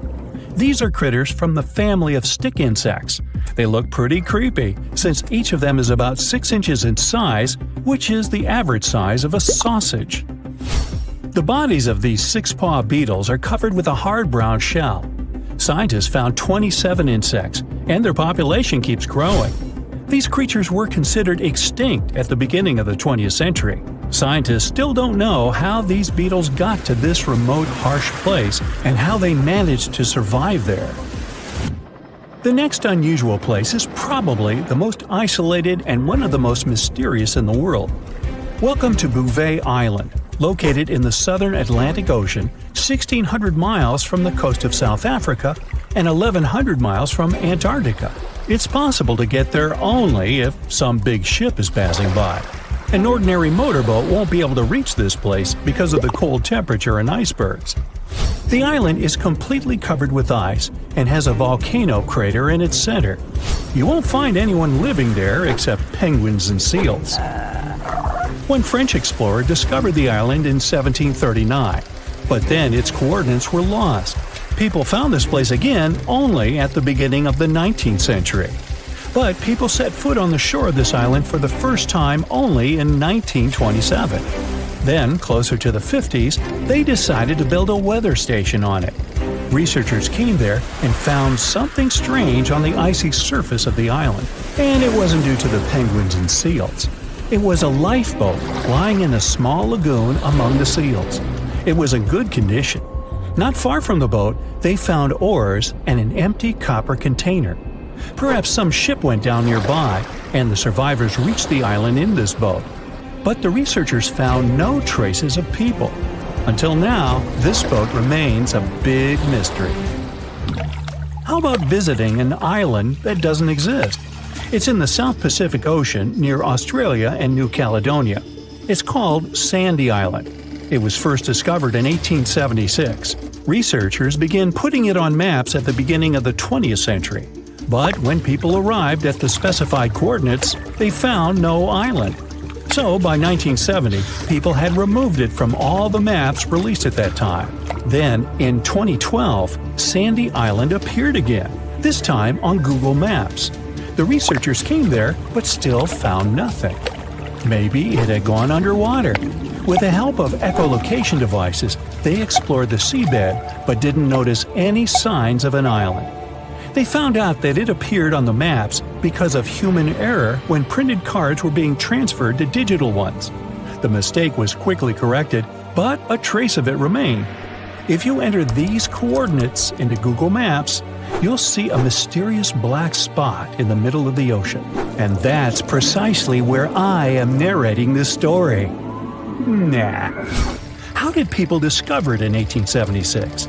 Most likely it was an underwater volcano that woke up and spewed some magma out. In the cold water, it solidified and turned into pumice. So people on that ship must have noticed huge floating pieces of volcanic rock and mistook them for an island. Our next island could be a new continent, but turned into nothing. At the beginning of the 20th century, famous marine explorer Robert Peary, the first in history to reach the North Pole, went on an expedition to the northernmost Canadian island, Ellesmere. He was on the shore, looking through his binoculars at the ocean. In the distance, amid the white snow, he noticed the white peaks of a giant island stretching across the horizon. The traveler didn't have enough food and fuel to get there and check out this land. He wrote the coordinates in his diary and went back to the mainland. Together with other researchers, they concluded that he had found not just an island, but a new continent. A few years later, Robert Peary organized a new expedition to that place. But this time, he couldn't find the mysterious icy land. The ship stayed in cold waters for several days, drifting from side to side. The crew was running out of food and fuel. They were about to go back, but then they noticed those snowy peaks again. The joy of discovery was quickly replaced by disappointment. Those peaks were just fog. Under the influence of cold air and the sun's rays, the fog looked like an island at a certain angle. When the ship approached it, the island dissolved like a mirage. Oh well. They said it was the most technologically advanced ship. They said it was unsinkable. And when it sank, they made a movie about it. These were the main reasons why the Titanic disaster became world famous. But unfortunately, this is not the only large-scale shipwreck. And sadly, there have been cases much worse than the tragedy of the Titanic. One of them occurred on April 27, 1865. The Sultana steamboat carried passengers and cargo daily between St. Louis and New Orleans. It was a pretty large wooden boat with 3 decks and was 260 feet long and 70 feet wide, almost twice the size of a basketball court. The ship could carry about 350 passengers, but on that unfortunate day, more than 2,000 people were on it. On April 23rd, she was making a routine voyage from New Orleans when it broke down. Something was wrong with the boiler, so the vessel docked in Vicksburg for repairs. At the port, the ship's captain, James Cass Mason, found out about an excellent opportunity to earn a lot of money. All he needed to do was to transfer a large group of former prisoners to the north. The captain agreed to do it, but the problem was that the boiler required a lot of time to repair. Mason was afraid that his competitors would take the job, so he decided to sail despite the malfunction the ship had. He patched up the holes in the boiler instead of a big repair and invited all the ex-prisoners on board. So, there was a broken boiler, an excess number of passengers, a lack of lifeboats, and not the best river conditions. Also, the captain refused to send the ex-prisoners to the hold, so they were all with ordinary passengers. There were strong chances for a shipwreck, but the greedy desire to earn more money was stronger. The Sultana went on a voyage and sailed up the river for 2 days. At this time, one of the biggest Mississippi floods in history began. The river overflowed its shores because of the flood, with the water level rising several feet. All the trees on the shore disappeared, and only the tops were sticking out of the water. The ship sailed opposite this powerful current, making the boiler work too hard. On the evening of April 26th, the Sultana arrived in Memphis, Tennessee, and they loaded even more, 120 tons of sugar and 200 passengers. She got incredibly heavy. Around midnight, the ship continued its dangerous journey. The captain sailed to barges to load a shipment of coal. At 1 a.m., the vessel left the barge. At 2 a.m., the broken boiler, unable to withstand the load, suddenly exploded. The Sultana was just 7 miles north of Memphis. Few people survived that day. The problem was that passengers trying to escape from the fire jumped into a cold river with a strong current. The Sultana disaster is considered the most tragic shipwreck in the history of the United States. The exact number of those who didn't survive is still unknown. According to various sources, this number was from 961 to 1,800 people. Don't be surprised that almost no one knows this story. There were many more survivors in the Titanic tragedy, and everybody heard about it. But the Sultana sank during one high-profile event. 12 days before the shipwreck, the country lost Abraham Lincoln. People hadn't yet recovered from this news, so no one paid much attention to the tragedy of the Sultana. Many catastrophes happened quite recently by historical standards. One of them occurred in 2002. The ferry La Jula was a Senegalese vessel. The ferry sailed twice a week, mainly along the coast of Dakar, carrying passengers who traded mango and palm oil. It made daily voyages and never faced severe problems thanks to modern rescue equipment and good repair service. But one day, the ship's crew discovered a malfunction and sent the boat to port. For almost a year, La Jula was in a non-working condition, awaiting repairs. But it didn't get high-quality service. After poor maintenance, the ferry set off on its last voyage. On September 26, 2002, La Jula sailed between southern Senegal and Dakar, and at 11 p.m. headed toward Gambia, where a strong storm began. The wind raised high waves, but this wasn't critical for the large passenger ship unless the number of people on board didn't exceed the established norm. La Jula was supposed to carry about 500 passengers, but had many more people that day.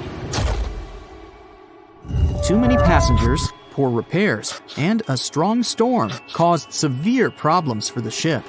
But the main factor in the shipwreck was that La Jula was only built for sailing in coastal waters, but that day, it sailed far from the shore. Big waves started rocking the boat, and at some point, it just turned upside down. The ship's deck went underwater, and its lower part stuck above the surface like an iceberg. All the passengers sitting in cabins fell on the ceiling and lost their orientation in space. There were no holes or damage in the ship's hull, and water flooded the lower decks for a long time. The vessel stood in a twisted position for several hours. Then, the boat began to sink when the water seeped through the deck and hold. The ocean was warm, but no one came to save the passengers. People had to wait almost 4 days to be rescued. Unfortunately, only a few managed to survive. The Philippines is a very dangerous area for ships. This place consists of several thousand islands and a vast area with shallow water. Ships can run aground and damage the hull with reefs and pitfalls. On September 20th, 1987, one of the most terrible disasters in navigation history occurred there. A Philippine passenger ferry called Dona Paz left one of the islands and sailed toward Manila. The sun was shining, the ocean was calm, and the visibility was good. But for some reason, the crew members didn't notice how the tanker Vector was approaching them. The two ships collided at low speed. The collision wasn't strong, but the problem was that the Vector had tons of oil on board, and the Dona Paz crashed into the cargo hold where that oil was stored. So it spilled all over the ocean, and then a spark slipped through. Not only did the two ships catch fire, but also filled with water. Both ships sank in a matter of seconds. Only a few dozen people survived that disaster. On September 27, 1854, the passenger ship Arctic sailed from Liverpool to New York. The fog came rolling down, and visibility got really bad. Another boat appeared out of the thick white haze, the French steamer Vesta. The ships were close enough to each other that a collision was inevitable. The French vessel was smaller, so it seemed to the Arctic's captain that Vesta had received a lot of damage. And while he was staring at the other ship, his boat got quickly filled with water.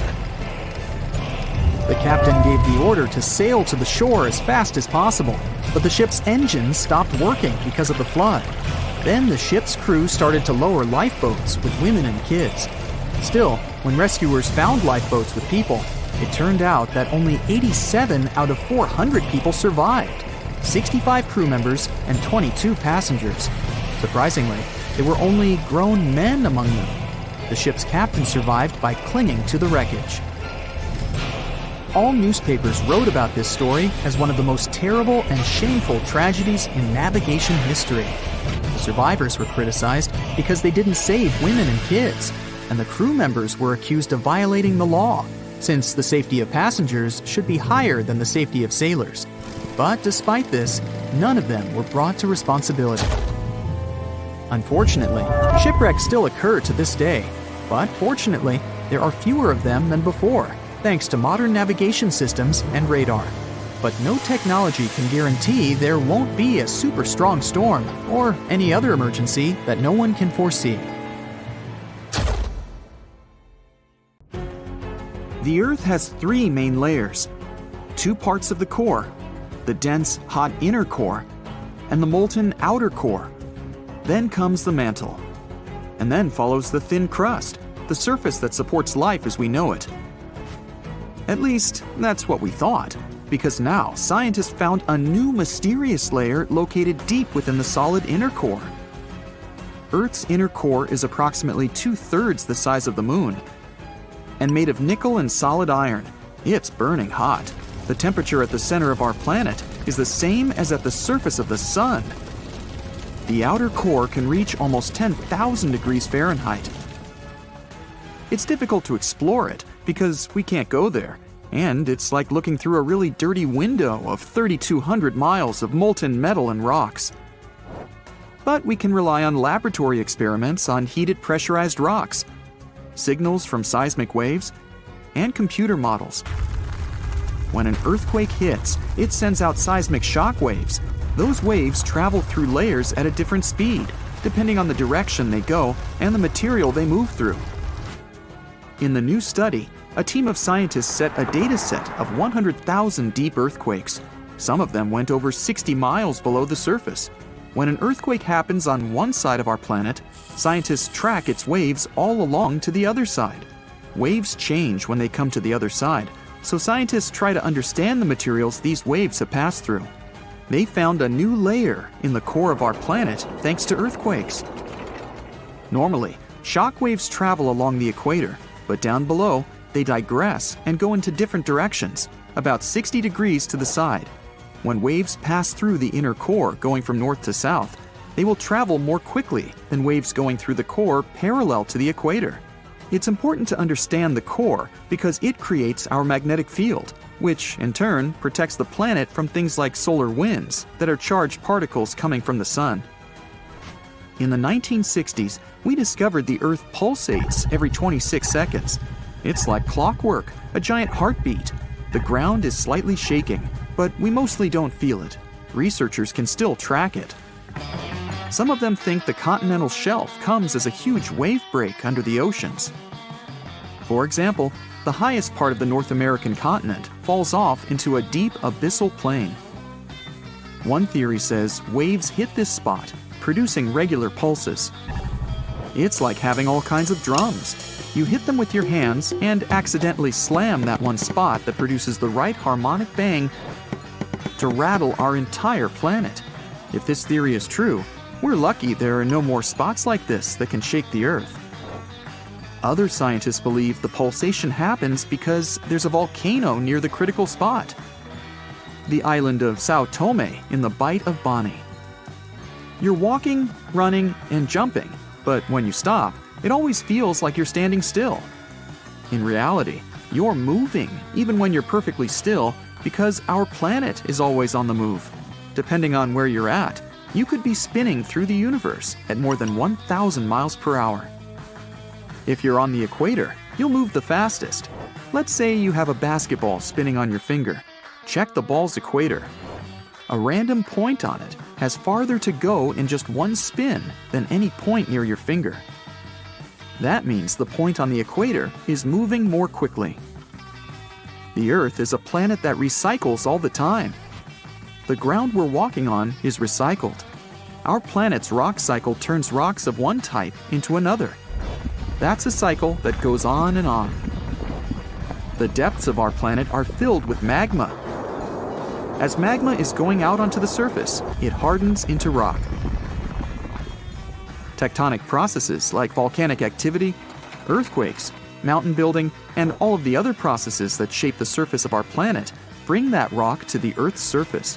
When the rock is on the surface, erosion shapes it and shaves its bits off. Those small particles then get deposited. All the pressure coming from above compacts the particles into sedimentary rocks, like, for example, sandstone. Sedimentary rocks can also end up deeper and deeper under the Earth's surface. Since there's a lot of heat and pressure, they get cooked into metamorphic rocks. They can go back to the surface once again, or even end up being re-eroded.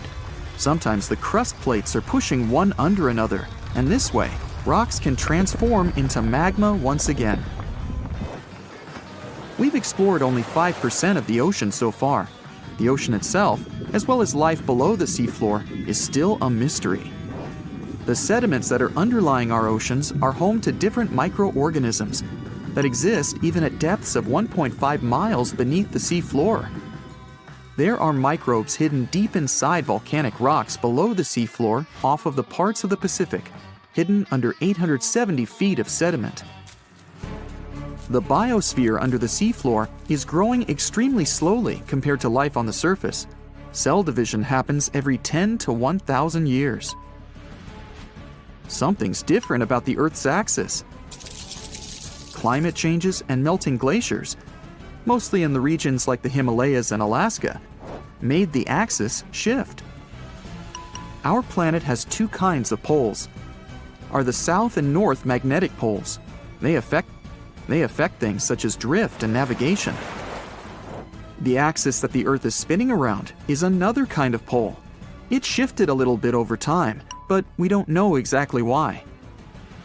Researchers realize there are moving masses of water, pushing the Earth's axis eastward.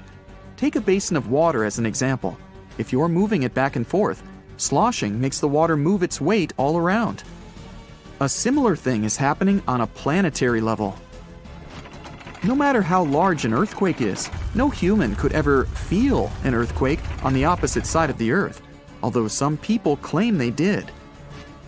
In 2013, there was one near the Kuril Islands with a magnitude of 8.5. It went around 400 miles deep. It was so strong, people in Australia reported they could feel the ground shaking. The strongest earthquake happened in Chile in 1960 with a magnitude of 9.5. The rupture zone stretched from 311 miles to almost 620 miles along the country's coast. Earthquakes with a magnitude of 10 or higher can't happen. The magnitude depends on the length of the fault where it occurs. The longer the fault, the bigger the earthquake. A fault is a break in a part of the planet's crust. It has rocks on both sides, and they move past each other. We haven't found a fault long enough to generate earthquakes with a magnitude of 10 or more. If it happened, it would extend around most of our planet. An earthquake with a magnitude of 12 would require a fault larger than our planet. One side of our planet is getting colder than the other. The Earth has a system that keeps it warm from the inside, a red-hot liquid interior deep below the surface. It spins and, at the same time, generates a magnetic field and gravity. That way, the Earth's core holds the atmosphere closer to the planet's surface. The Earth also absorbs heat from the sun, mostly on the surface. The heat doesn't spread equally on all parts of the Earth. One side of the planet, the Pacific Hemisphere, is losing heat more quickly than another, the African Hemisphere. This happens because land traps more heat than the surface under the ocean. The seafloor is way thinner than the landmass. Also, the temperature caused by the heat coming from inside the Earth is getting lower because of huge amounts of cold water above it. Clouds are not just like some fluffy distant pieces of cotton. They weigh more than 1 million pounds and help regulate our planet's temperature. If you take all the water droplets in clouds and bring them to the surface, you could cover the planet with a liquid layer as thin as a human hair. It doesn't seem like a lot, but this water is crucially important for climate. We'd have warmer temperatures if it weren't for the clouds. You know, it's hard not to wonder if there's another form of life out there in the universe when you look up at the night sky. There's this thing called the Fermi paradox. Basically says this: if civilizations that might live somewhere out there in the universe are so common, why haven't we found any signs of them? We've looked really hard, but we haven't stumbled over any proof that there are other forms of life somewhere in space. And we suspect there could be many civilizations, because scientists have calculated there are possibly billions of habitable planets in our galaxy alone. So, it would seem reasonable to assume that some of these planets could have developed intelligent life, possibly even civilizations that are more advanced than ours. So, the Fermi paradox basically says, hey, where's the party? How come we weren't invited? And one of the potential answers to why we haven't found any other form of life in the universe is something called the Great Filter Theory.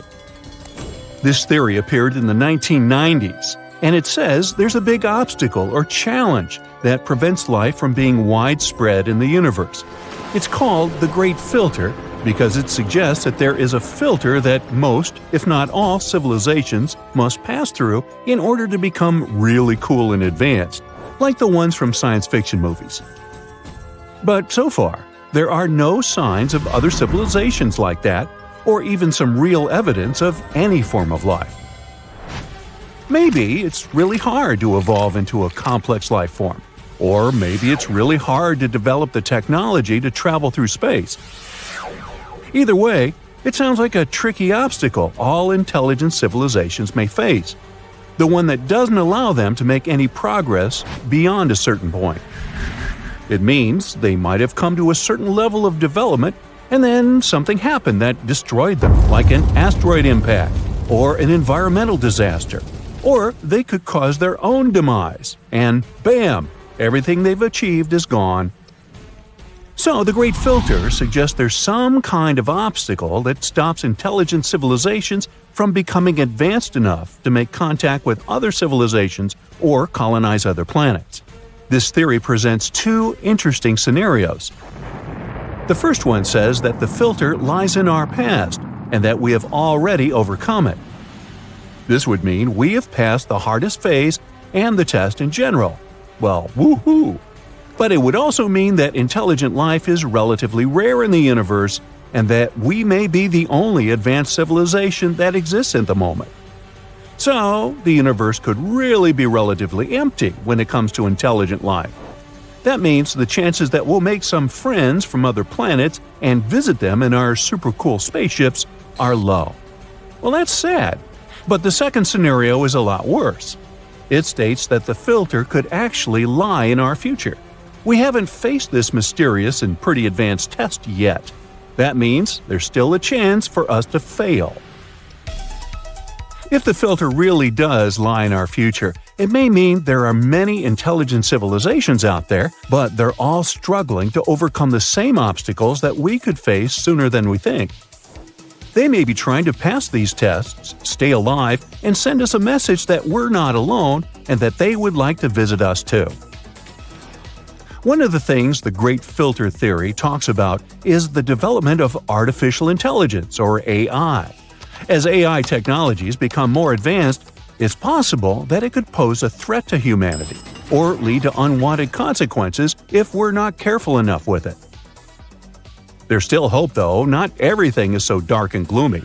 Maybe some civilizations have already passed the Great Filter and are out there in the universe, and they'll manage to send us a message. Maybe a life form that is still not bigger than bacteria is somewhere out there, and they haven't come to the level where they're developed enough to communicate with us. Or maybe we'll be the ones to pass the test and send a message to others one day. Well, either way, scientists are not giving up. They will keep looking for traces of life all around us in space, especially in our solar system. And some of their discoveries tell us we may not need to look beyond our own neighborhood to find signs of life. First, there's Enceladus, a small moon that circles around Saturn. In the beginning, researchers believed it was just a plain rock covered in ice. But in 2005, NASA's Cassini spacecraft took pictures of geysers of frozen water that were spewed from cracks in the southern part of Enceladus. One of the most likely explanations is that there are oceans of liquid water lying under the frozen surface. They remain warm because of the gravitational forces between Enceladus and other Saturn's moons. Water is a key element for development of life, so you never know. Also, scientists have discovered the presence of phosphorus on Enceladus, which is another essential element for life to appear. It's one of the 6 basic building blocks of life. and it plays a very important role in many biological processes, such as cell membrane formation, energy transfer, and such. They believe the phosphorus probably comes from the moon's rocky core and is transported to the ocean through hydrothermal vents. Moving to the next potential location that could contain some form of life, Titan, Enceladus's big brother. It's the only moon in our solar system that has clouds and a dense atmosphere that you'd normally find on planets. And it's the only known place in our solar system, except for Earth of course, that has liquid lakes, filled with methane and ethane, liquid natural gas, but still. Titan is a world that resembles Earth the most. Scientists even believe that conditions there are similar to those Earth had in its early years. Our home planet is closer to the Sun, though, so it's always been warmer. Titan might also have an underground ocean of liquid water beneath its surface. Now, we can't miss Mars when we're talking about the possibilities of life in space. One of the main pieces of evidence is methane scientists found on the red planet. Methane is a gas that can be produced by living organisms, think cows, so it might be an important sign. They also have found organic compounds on the surface of Mars, which are the building blocks of life. Another promising discovery on Mars is liquid water. There could be a lake located under a polar ice cap, and scientists believe it could even contain microbial life. Europa is one of the moons that orbits Jupiter. It potentially has plenty of water, too. There could be a salty ocean under its nearly 10 miles thick crust with more water than all of Earth's oceans contained together. There's likely a rocky seafloor at the bottom of this mysterious ocean. The interaction between the rocks and the ocean could create chemical nutrients that organisms, if there are any, need to survive. Europa's secret ocean probably has hydrothermal vents, too. Those are basically areas where hot water and minerals are released from the seafloor. These vents support a variety of life forms on Earth, so it's exciting to know that there's a possibility that similar life forms could exist on Europa as well. The problem could be radiation coming from Jupiter. It's really strong, and as such, it can be really harmful to any potential life forms there. Any life on Europa would need to have some sort of shield so it could survive such intense radiation. Let's also check the second biggest Jupiter's moon, Callisto. It has many craters, but it's still one of the most geological inactive bodies in the solar system, with no active volcanoes or tectonic activity. That's why its surface is mostly the same as it was at the time the moon formed, which is why it gives us a unique window into the early history of the solar system. And, you guessed it right, Callisto also has a subsurface ocean that could potentially hold life. Fun to think about.